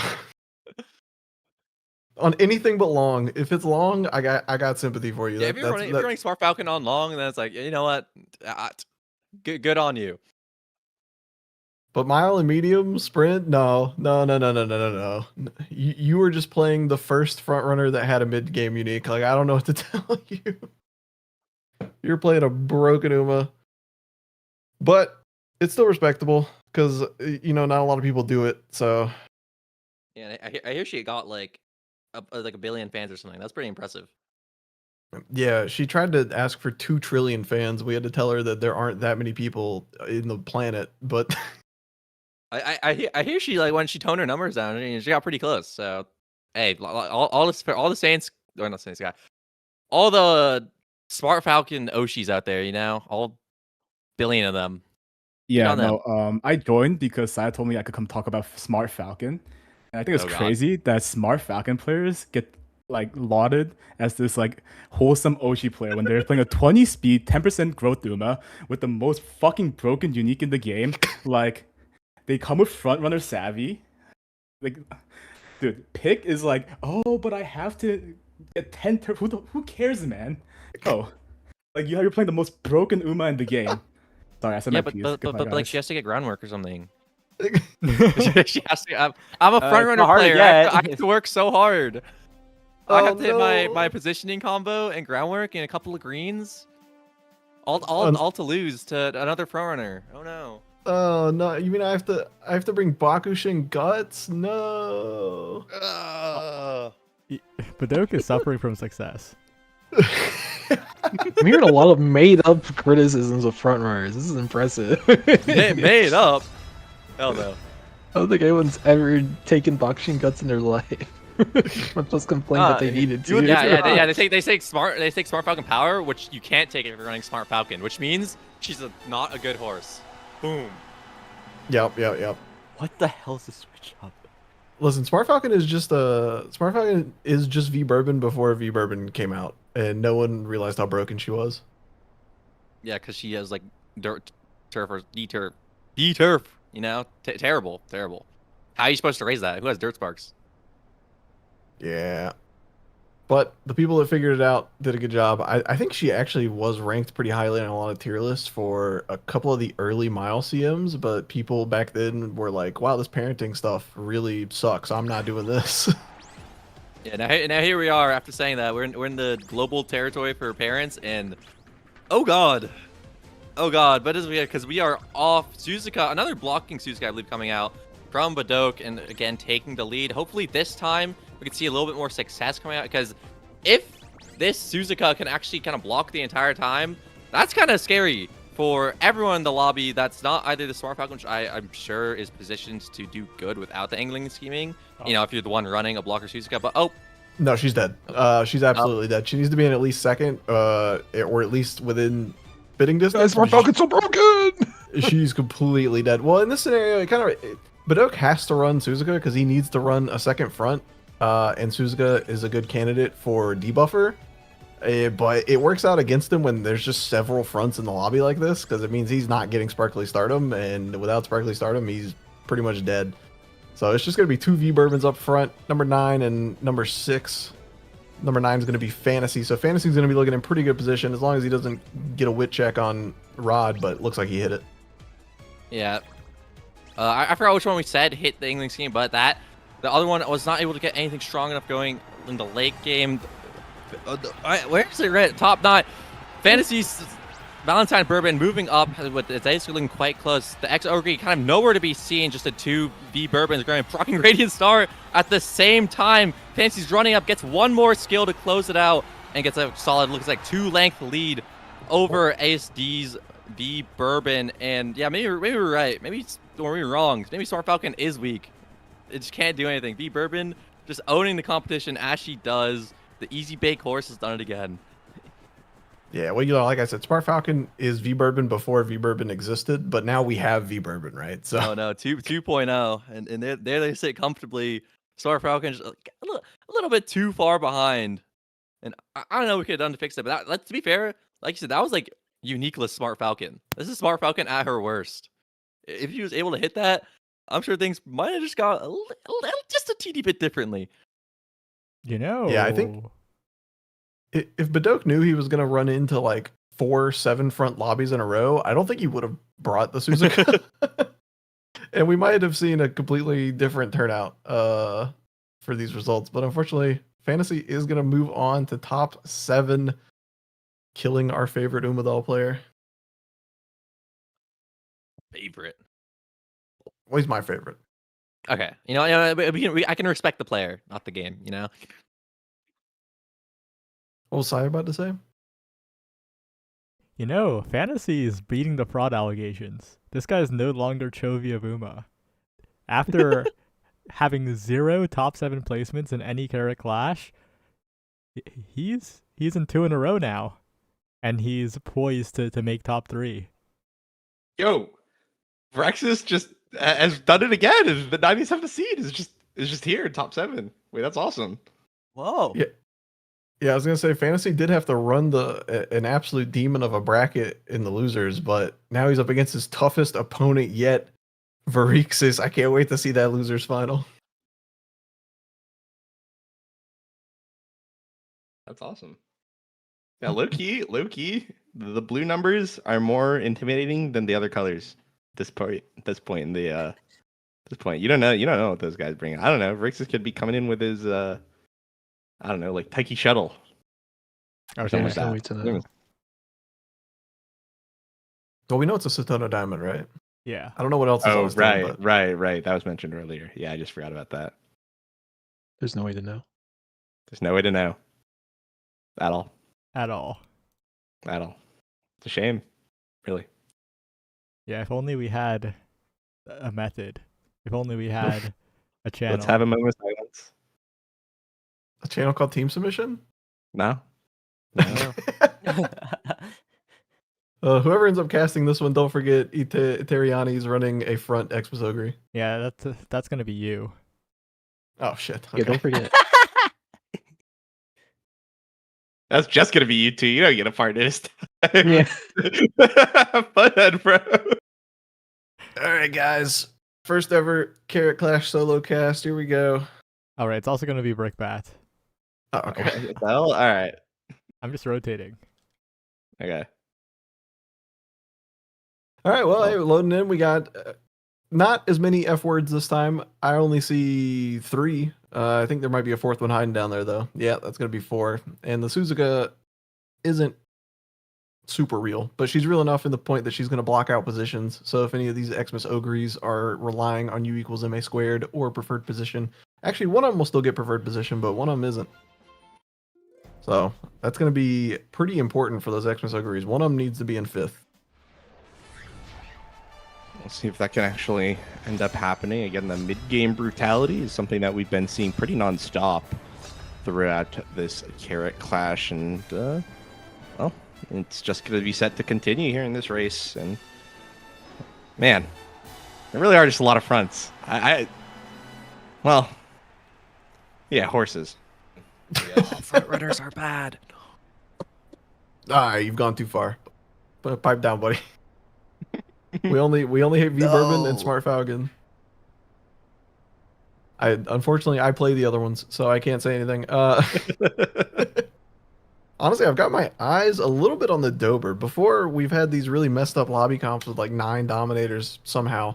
And these Dobers have been in pretty bad positions. This is the first Dober where I think she has a real shot at actually hitting her unique.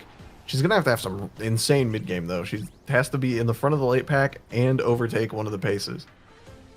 That is definitely easier said than done, especially when both of those paces are going to be Xmas Ogre. We are going to see a bit more distance from the debuffer Suzuka this time, so maybe a block on the table, but it really only does take one good chain of mid-game procs to just overtake her, it seems. So we'll see if that does end up continuing right now. The distance is built up between her and the rest of the Yumas, but we already see the Valentine's Bourbon hit that mid-game, move on forward, and that distance is closing fast. Yep, that Mihona Bourbon just hits skills and decides she wants to move, and the Xmas Ogre actually doing a pretty good job of closing the gap. And unfortunately, that measure of Dober that I wanted to keep my eye on, she is far away from where she needs to be. She can still hit a frame 1 on your left. I'm not going to count it out. It could happen. Frame 1 on your left into maybe a little Nimble Navigator if she has it, or a full-on NSM. But honestly, that's cope. So it is probably going to be, if this Suzuka is a real ace, I know the other one that we saw from Badoke was not. But if this one is, she might have enough of a lead that she can run away with it. But we'll see if this Christmas Ogre can catch up, and she's closing fast. Yeah, both of the Ogres are going to be coming through. I believe number 7 is going to be the one taking them the lead. That's going to be Leo 9's Ogre. Now coming down the final stretch, it's just going to be the 3 Ogres. It's so hard to tell who's what. I think Leo 9 is going to be keeping the lead for now. No other horse really able to contest, and that's just going to be that. I think Leo 9's Ogre holds the lead throughout the entire spurt, able to just close it out in style. A good festive miracle proc comes through for all of them. But at the end of the day, the best Ogre player, I guess, is the one to take it. Leo 9 is going to be the one advancing. Yep. And I mentioned that one of those pace Ogres was not going to be in a good position to hit the festive miracle. But I'm guessing one of them was not relying on preferred position, because somehow all 3 of them ended up in the front up there.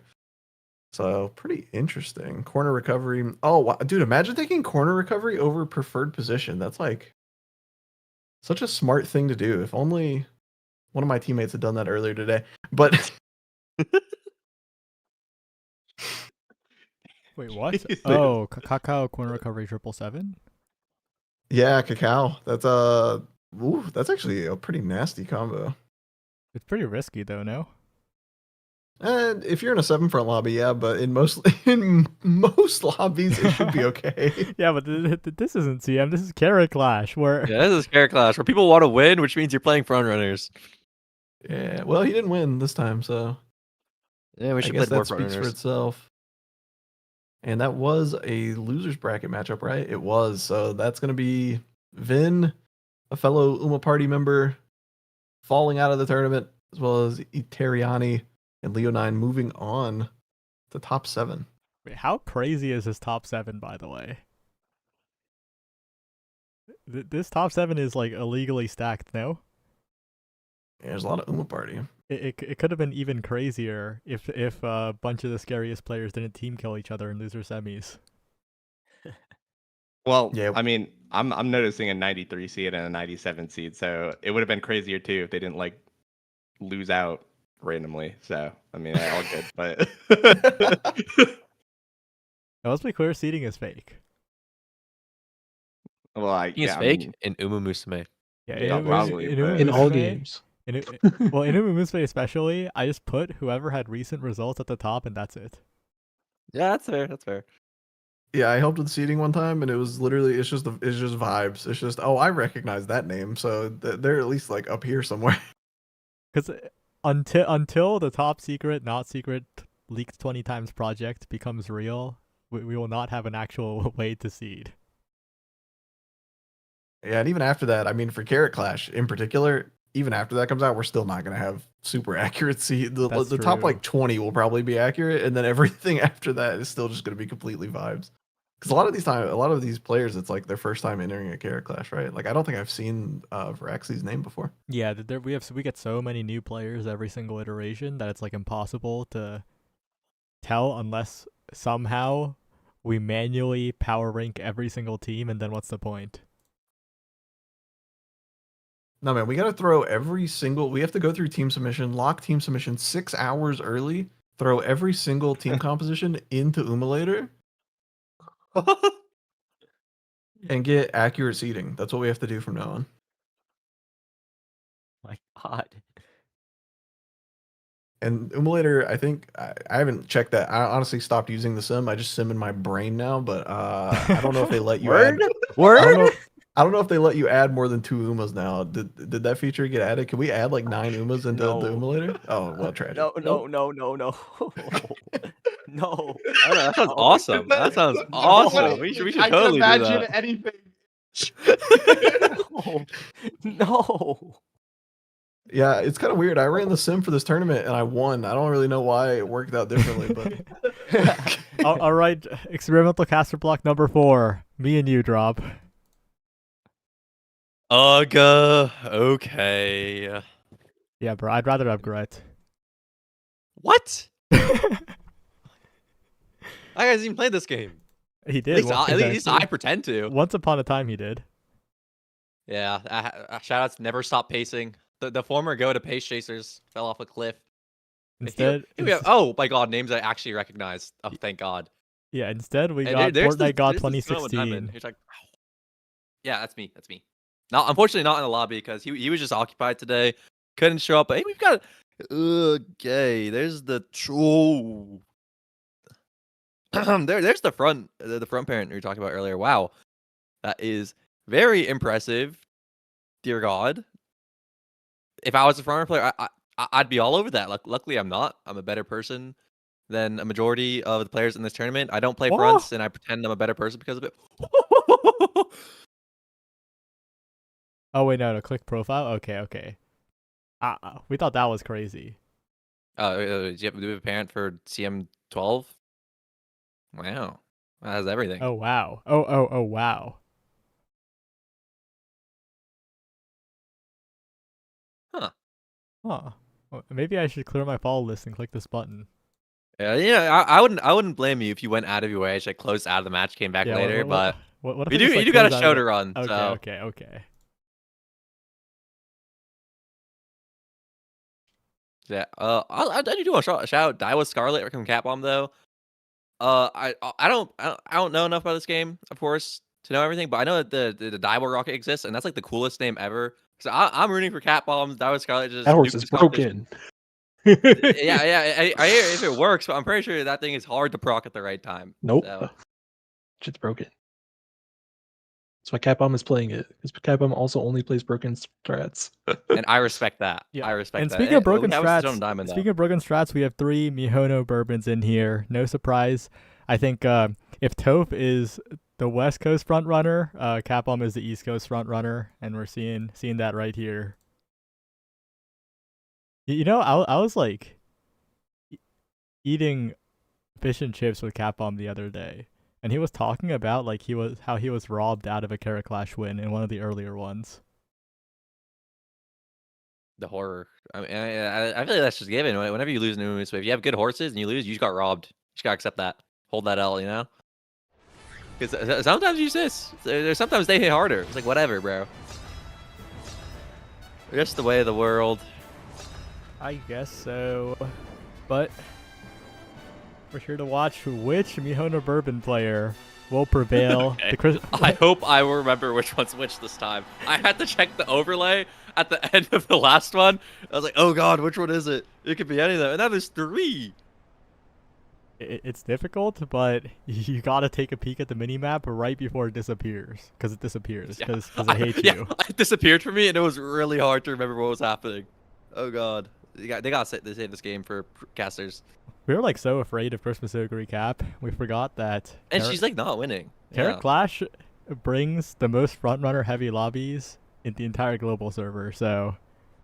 I don't know. We can make an argument for draft. I'm gonna be honest, but No. and now we got 3 players now, which means there's 6 frontrunners instead of 4. So I think you might be right.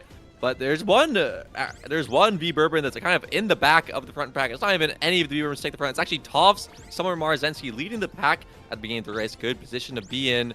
And all the Ogre Caps kind of in the back, I believe both on pace. So we could see the problems that we're seeing before, where preferred position plus U equals MA might be a little hard to hit for the Ogre Caps in the back right now. Yeah, they're in a lot of trouble when everyone else except the Soteno Diamond is front running. But the Daiwa Scarlet, watch out. Maybe Jam was right, because she is in a very good position. Dropping back, though, falling behind the Bourbon, speeding up. And that's a big issue. She needs to be in that slot. She's catching up. This Daiwa Scarlet might have what it takes from Cat Bomb. Might have what it takes more than the Mihono Bourbons. Yeah, honestly, maybe delaying that unique proc could be good for a little bit, but we do need to activate it kind of soon. Getting the killer tunes, trying to move up past the V Burden, but it's looking a little bit too far right now. And there's our first Festive Miracle proc. That's 1, that's 2. We got at least 2 Ogre Caps, which is actually all of them. Chud. Moving up, looking to take over the lobby, and moving past the Beyond, and no stopping me proc from the side of Skywalk, and this Ogre Cap is looking like she's going to just run down the competition. No amount of unique skills at this point might be able to stop her. Oh my god, never mind. Yeah, the perspective has changed. It's still Toph's Summer Marzensky in first place, but that Christmas Ogre Cap rapidly approaching winter versus summer, but it's getting warmer here as Toph moves on to winner's side of Grand Finals. And Ogre Cap continues to be on fraud watch, just kind of getting owned by all these frontrunners pretty consistently, what it seems like on stream.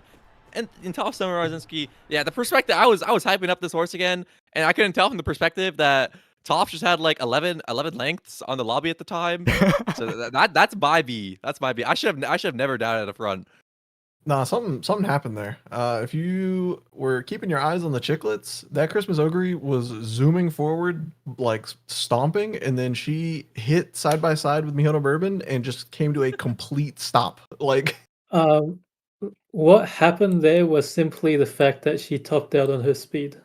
oh, So He went one too fast. of the things you have to watch out with, especially pace chasers, is their top speed is actually not very high. So if you just hit fast accelerations, you just cap out instantly.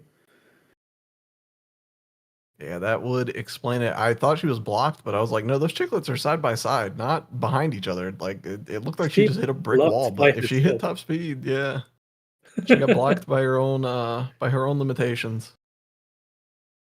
Yep. From the day I was born, I knew my flesh was weak. That's why you borrow endgame from other Uma. No, that's why you play Mihono Bourbon. She's a robot. Oh wait, she didn't even win this one. Summer Marzensky won. Yeah, Wait a the minute. soulful, Look, yeah, as they say, soulful. Even Summer Marzensky, robots you know? are slower than supercars. Even robots have hallucinations, you know? They can mess up. Just like Can they? my ChatGPT Can you mess up a B yesterday. Bourbon build? Look, Yes! robots are Yes, being- you can. I Have don't you know. seen Have you seen people on like Arima Kinen not take innate experience on Ogre even though it's just right there in her kit? Oh my god, man. It has long. Just click it. Just click it. It's so much stat. It's so much speed. You would think that people would not take groundwork on Valentine Mihono Bourbon. That's if they don't know how to play fronts. Okay, but Listen, guys, not everyone has the shoes to get their pot levels up, you know? oh, no, not everyone has the money. The money? The money, the coins, the coins. Money, The the real money, life money. That's right. Oh, that's never the limiting factor for my free-to-play, very casual friends when I'm helping them build for CM, and I'm like, all right, this one was good because she has this at level 5, and then they send me a screenshot, and they have 19 Potential million level monies. Yeah, they have 19 million monies and 4 shoes for Satsuki Show. And I'm like, you gotta play the game, man. I don't know what this isn't whale diff. You gotta play the game. Unfortunately. Unfortunately. The placement's correct, right? At the what do you mean? It was Toft, then Skywalk, then Capom. Yep. Yeah. Okay. Tough one, and then Skywalk's Augury came right behind it. Yeah.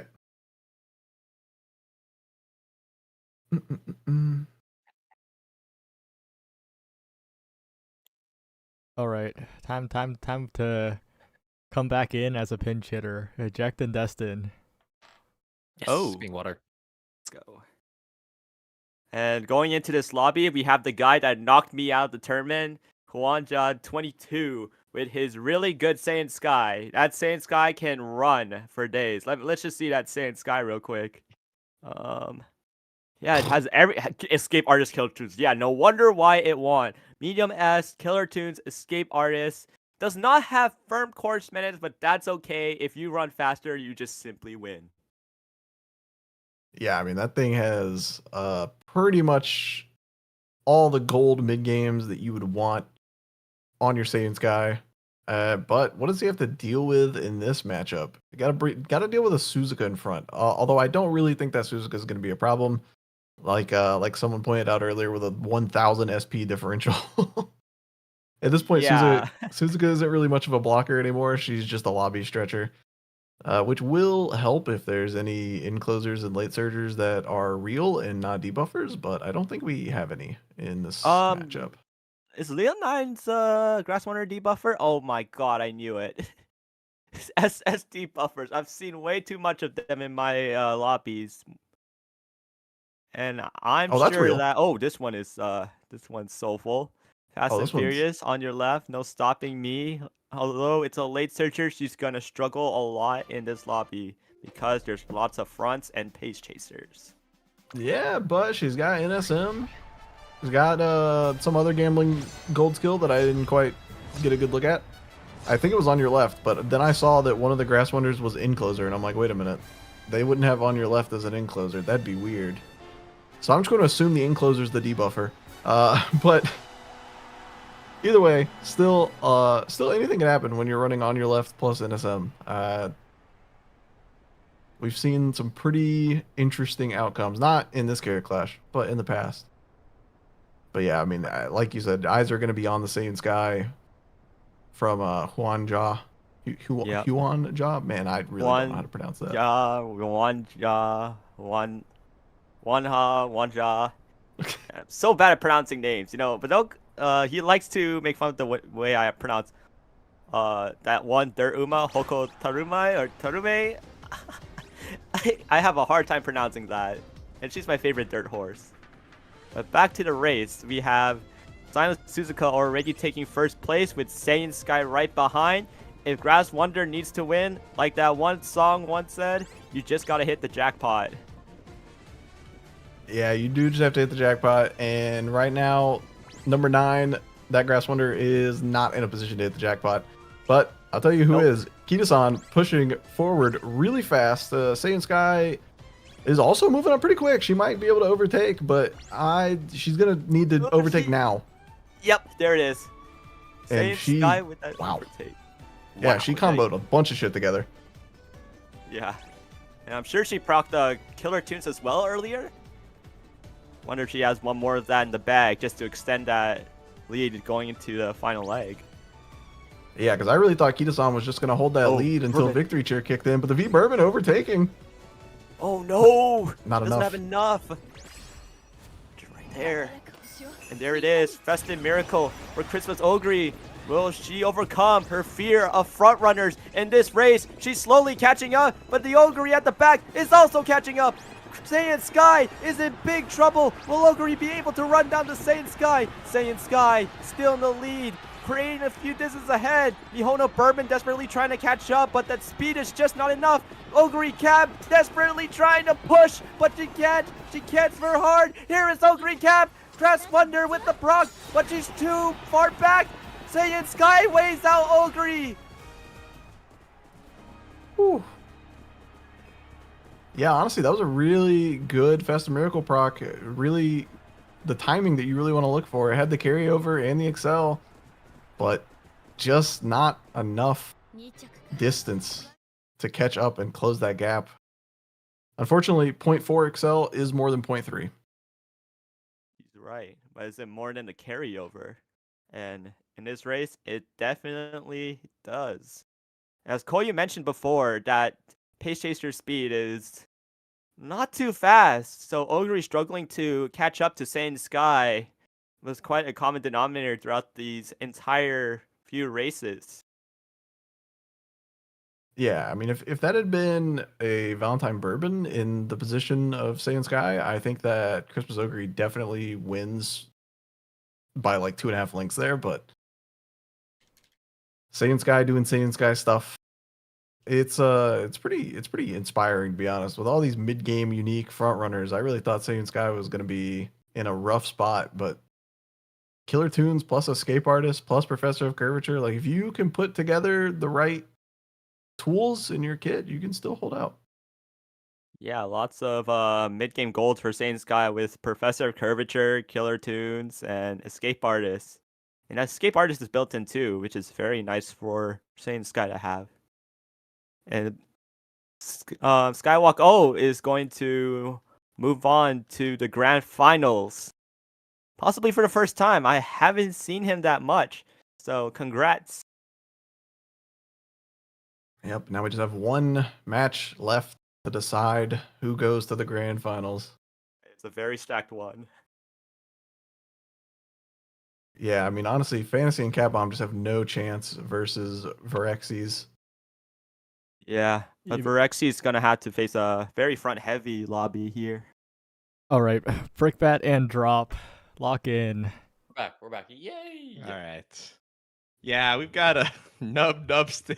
Nubston. And these two randoms in the lobby right now, which, you know what? Hey, is Dober's #1 favorite for power, I guess. Wait, damn, this guy really just, wait, this guy got here on lates?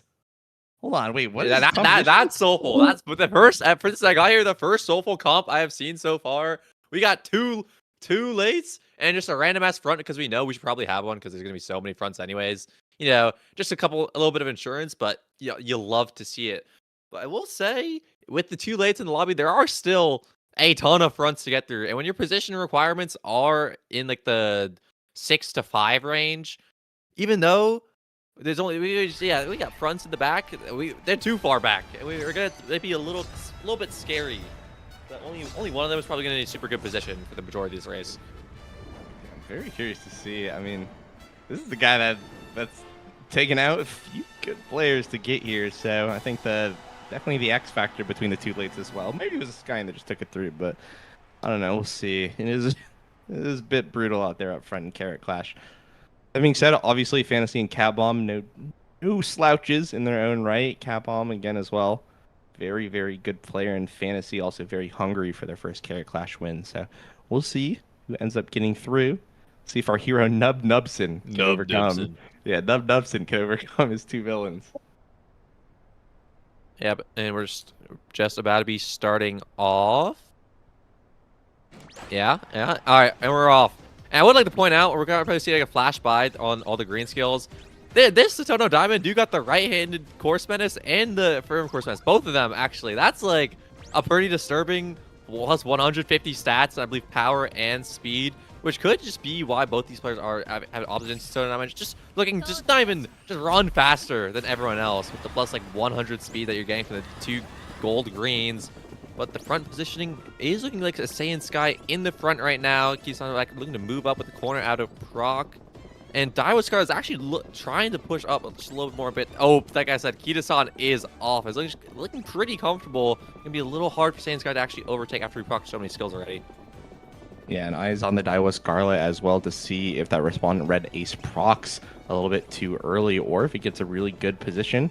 We are also seeing off-screen, barely now walking on, the Lake Searchers, now closing some distance. I think, honestly, though, pretty good.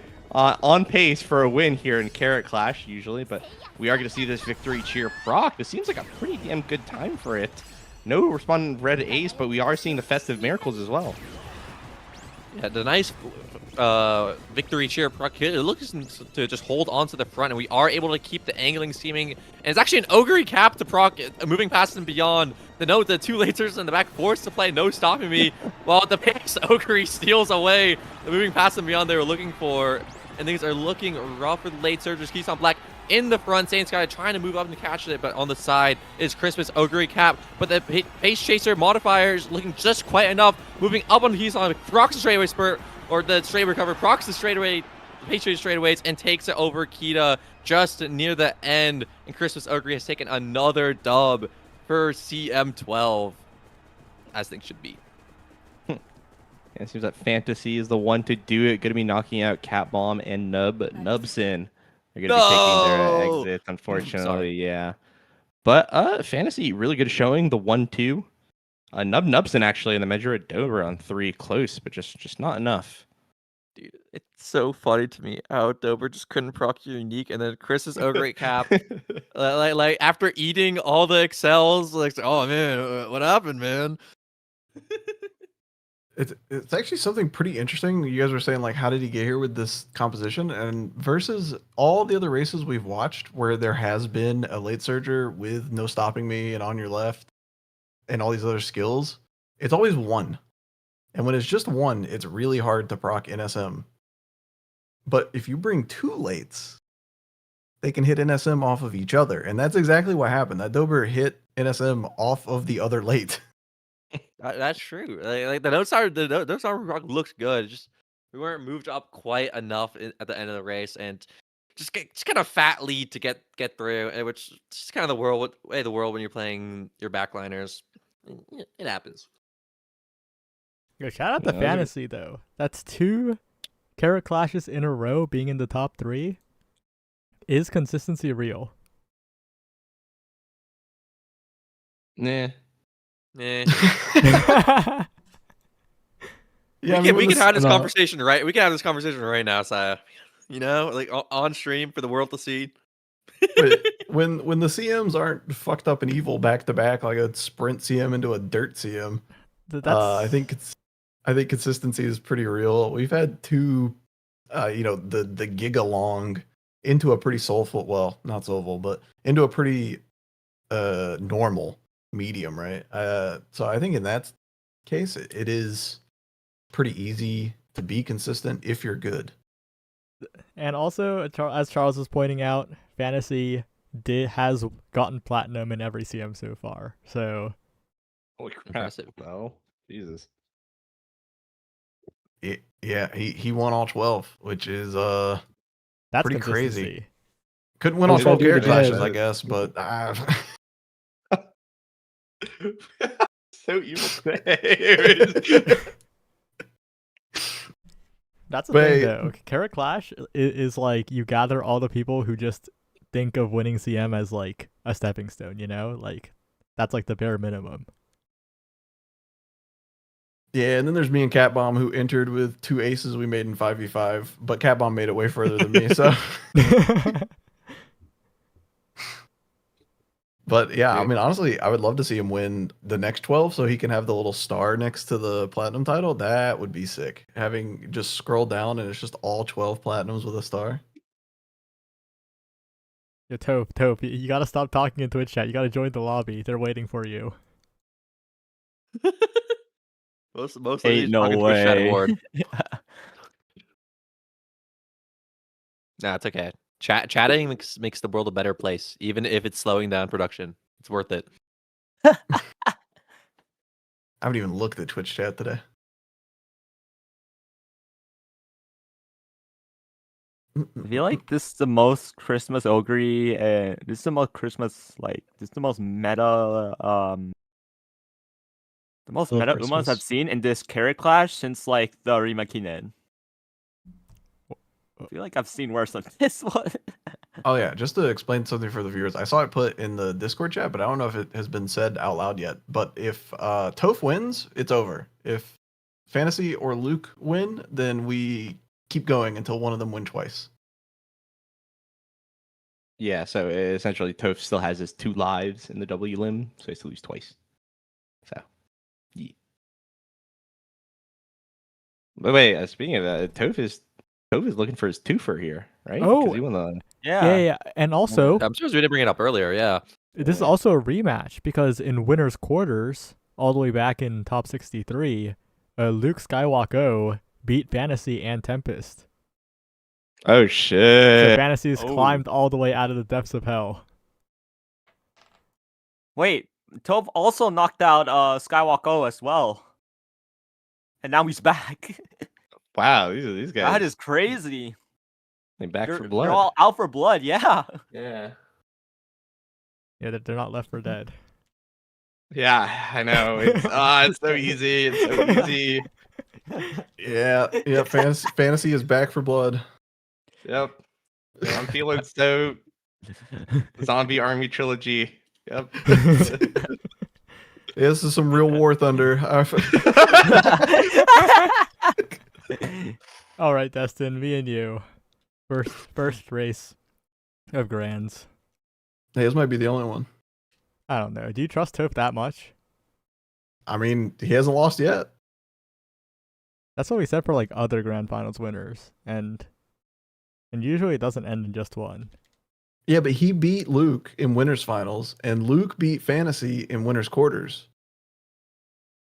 So, like, transitive property says Toph beats both of them already. That's the right term, right? Transitive inheritance, I think. I haven't gone to school in years. Something like that. Fantasy though has That's not. a lot of UGs. Fantasy has not won a Carat clash yet, despite being so dominant in the actual not made up in-game event thing.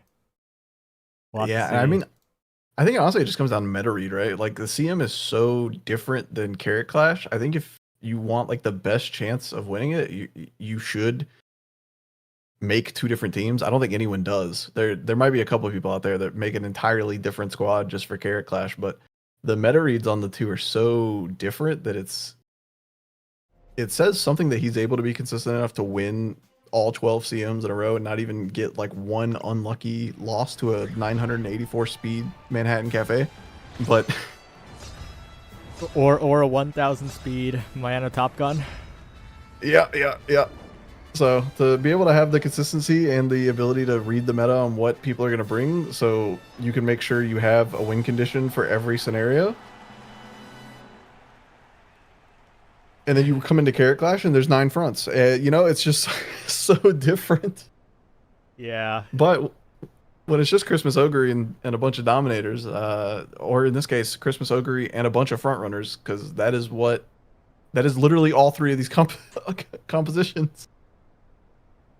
We were talking about how Christmas Ogre was mostly absent in the later rounds of the tournament, but all three players in Grand Finals are Christmas Ogre players, even if Ogre Cap has been overshadowed by everyone else. Anyone missing anything important here? Oh, those outer gates are looking so rough though in settling in position. That's going to be Mihona Bourbon it's going to be Kitasan Black number 2 settling in front for now, but Skywalker also contesting. Yeah, and it apparently some statistics have come out, and apparently the innermost gate can be bad for fronts compared to the outermost gate. Something about you can hit your dodging danger and just get completely side blocked, and you don't get any of the velocity. But in this scenario, it does look like it worked out for the Kitasan. The Mihona Bourbon trying to close the distance, but she's just not moving up. But the Sora Marzinski is.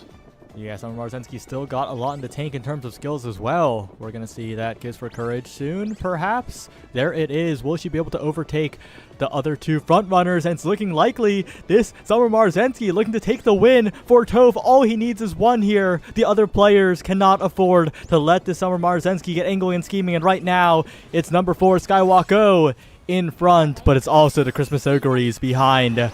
So many factors in this race, moving up slowly. Number 7, Fantasy. MSM. trying to steal it away all the way from the back. That's number 9, Skywalk O. Number 3 as well. It's all the Christmas Ogres in position. Number 3 gaining. Toph in position perhaps. Number 4, that's Skywalk O who is in first, but rapidly gaining is Toph, the Christmas Ogre, to seal the deal on her own track. That's looking like Toph, but will it be enough? Overtaking the other Christmas Ogre on the inside.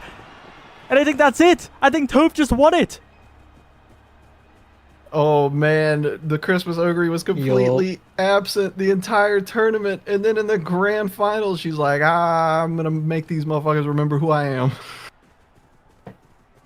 And she just shows up when it matters most for Toph. She won a 6 front lobby. She won a 6 front lobby. My goat's not washed. She can do it she- too, guys. I bet she has corner recovery. Soft step. Interesting. That works too. That's a cook. He's cooking with that. Yeah, I really thought the NSM, whichever Ogre, I think it might have been Fantasies, whichever one hit the NSM into moving past and beyond, I really thought that one was going to be the winner, but The duty of dignity calls is just too strong. yeah, with the Barracle too. That's another late race velocity. Fantasies was corner recovery. Skywalk O's was corner recovery. So not a single preferred position X Ogre made it to the grand final. Skywalk O was double circle right-handed. Fantasy was single circle right-handed and 1196. Toph was double circle right-handed and firm with course. firm course. Oh my goodness. Stat check. I think that might have been the difference because Fantasy only lost by a head, and that was the Uma that hit the no stopping me into moving past and beyond.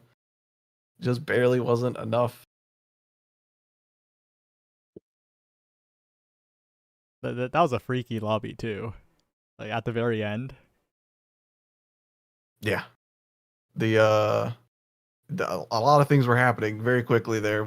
It almost looked like the Storm Marzinski was going to be able to push up, but then she just wasn't quite able to do it. The Mihono Bourbon hit, and I thought it was going to be all over. I thought we were just going to see another repeat of every other match so far where Mihono Bourbon runs it down and the X Ogre swing wide, but they pulled through in that one.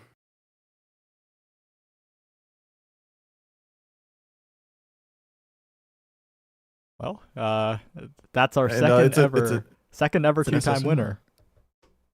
Man, Toph is so goated. What a beast. Jackalack Didn't even need a UG. Jackalack has got to be scared. Yeah, he's coming for that throne now. Well, hello, Toph. Congratulations on winning. I really thought one of your fronts would have done it, but the Christmas Ogre got it done. Yeah, I thought. Is this thing on? Am I audible? Hello. Yeah. I thought honestly, I thought only my Maru could win that lobby. I think my Maru is my best Uma. This CM. Honestly, my win rate in actual CM was like not that high. It was like 83%. I was pretty sad about that. I was like, no, I think my team's like pretty good. I'm surprised my win rate was so low. I kept running into Ogre double dom. Fortunately, there weren't too many of that in Carat Clash, which surprised me. I got to shout out Tibbs real quick because I forgot to shout him out last time I won Carat Clash. Tibbs was actually the reason that I like remade my entire CM10 team because we were doing lobbies and I couldn't beat his Suzuka. So Tibro, who's in this tournament, he's in the UG Discord. Shout outs, we're homies. Shout outs to the Anime Night crew. And yeah, Jakalaka, it's you and me now, buddy. We're the two timers, so I'll race you to the third one. GG's.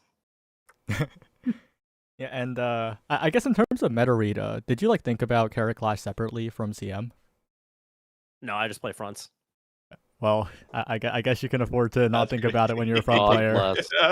Yeah. No, well, actually, hang on. There's one little caveat. I did make 2 Dominator Umas, and I did some scrims just in case. And I was like, if it does way better than the fronts and scrims, I could potentially pivot for Carat Clash or something. But I mean, I think the fronts were the right call. Yeah. Right. Well, congratulations on your first place prize by winning first place. Your prize of getting the role that's called Soulless by being the highest placer with Christmas Ogre. Let's go. Let's go. And we'll have to look back in the bracket to see who gets the quote unquote soulful bounty, which is no Christmas Ogre, no Dominators. That's gonna be interesting. Okay. I wonder who that was because I feel like there are a few candidates, but I'm not exactly sure who that would be.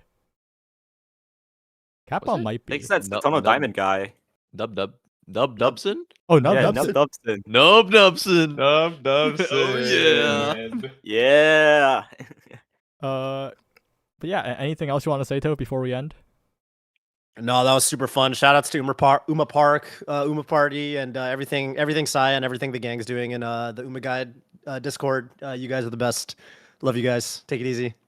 All right, everyone. Thanks for playing in and watching another Carat Clash. Shout out to Jam for helping me with all the bracket stuff again. We'll probably improve that soon, hopefully, so we don't die. And yeah, congratulations, Toph, for winning another one. We'll see who's the first Triple Crown winner. Goodbye, everyone. Goodbye.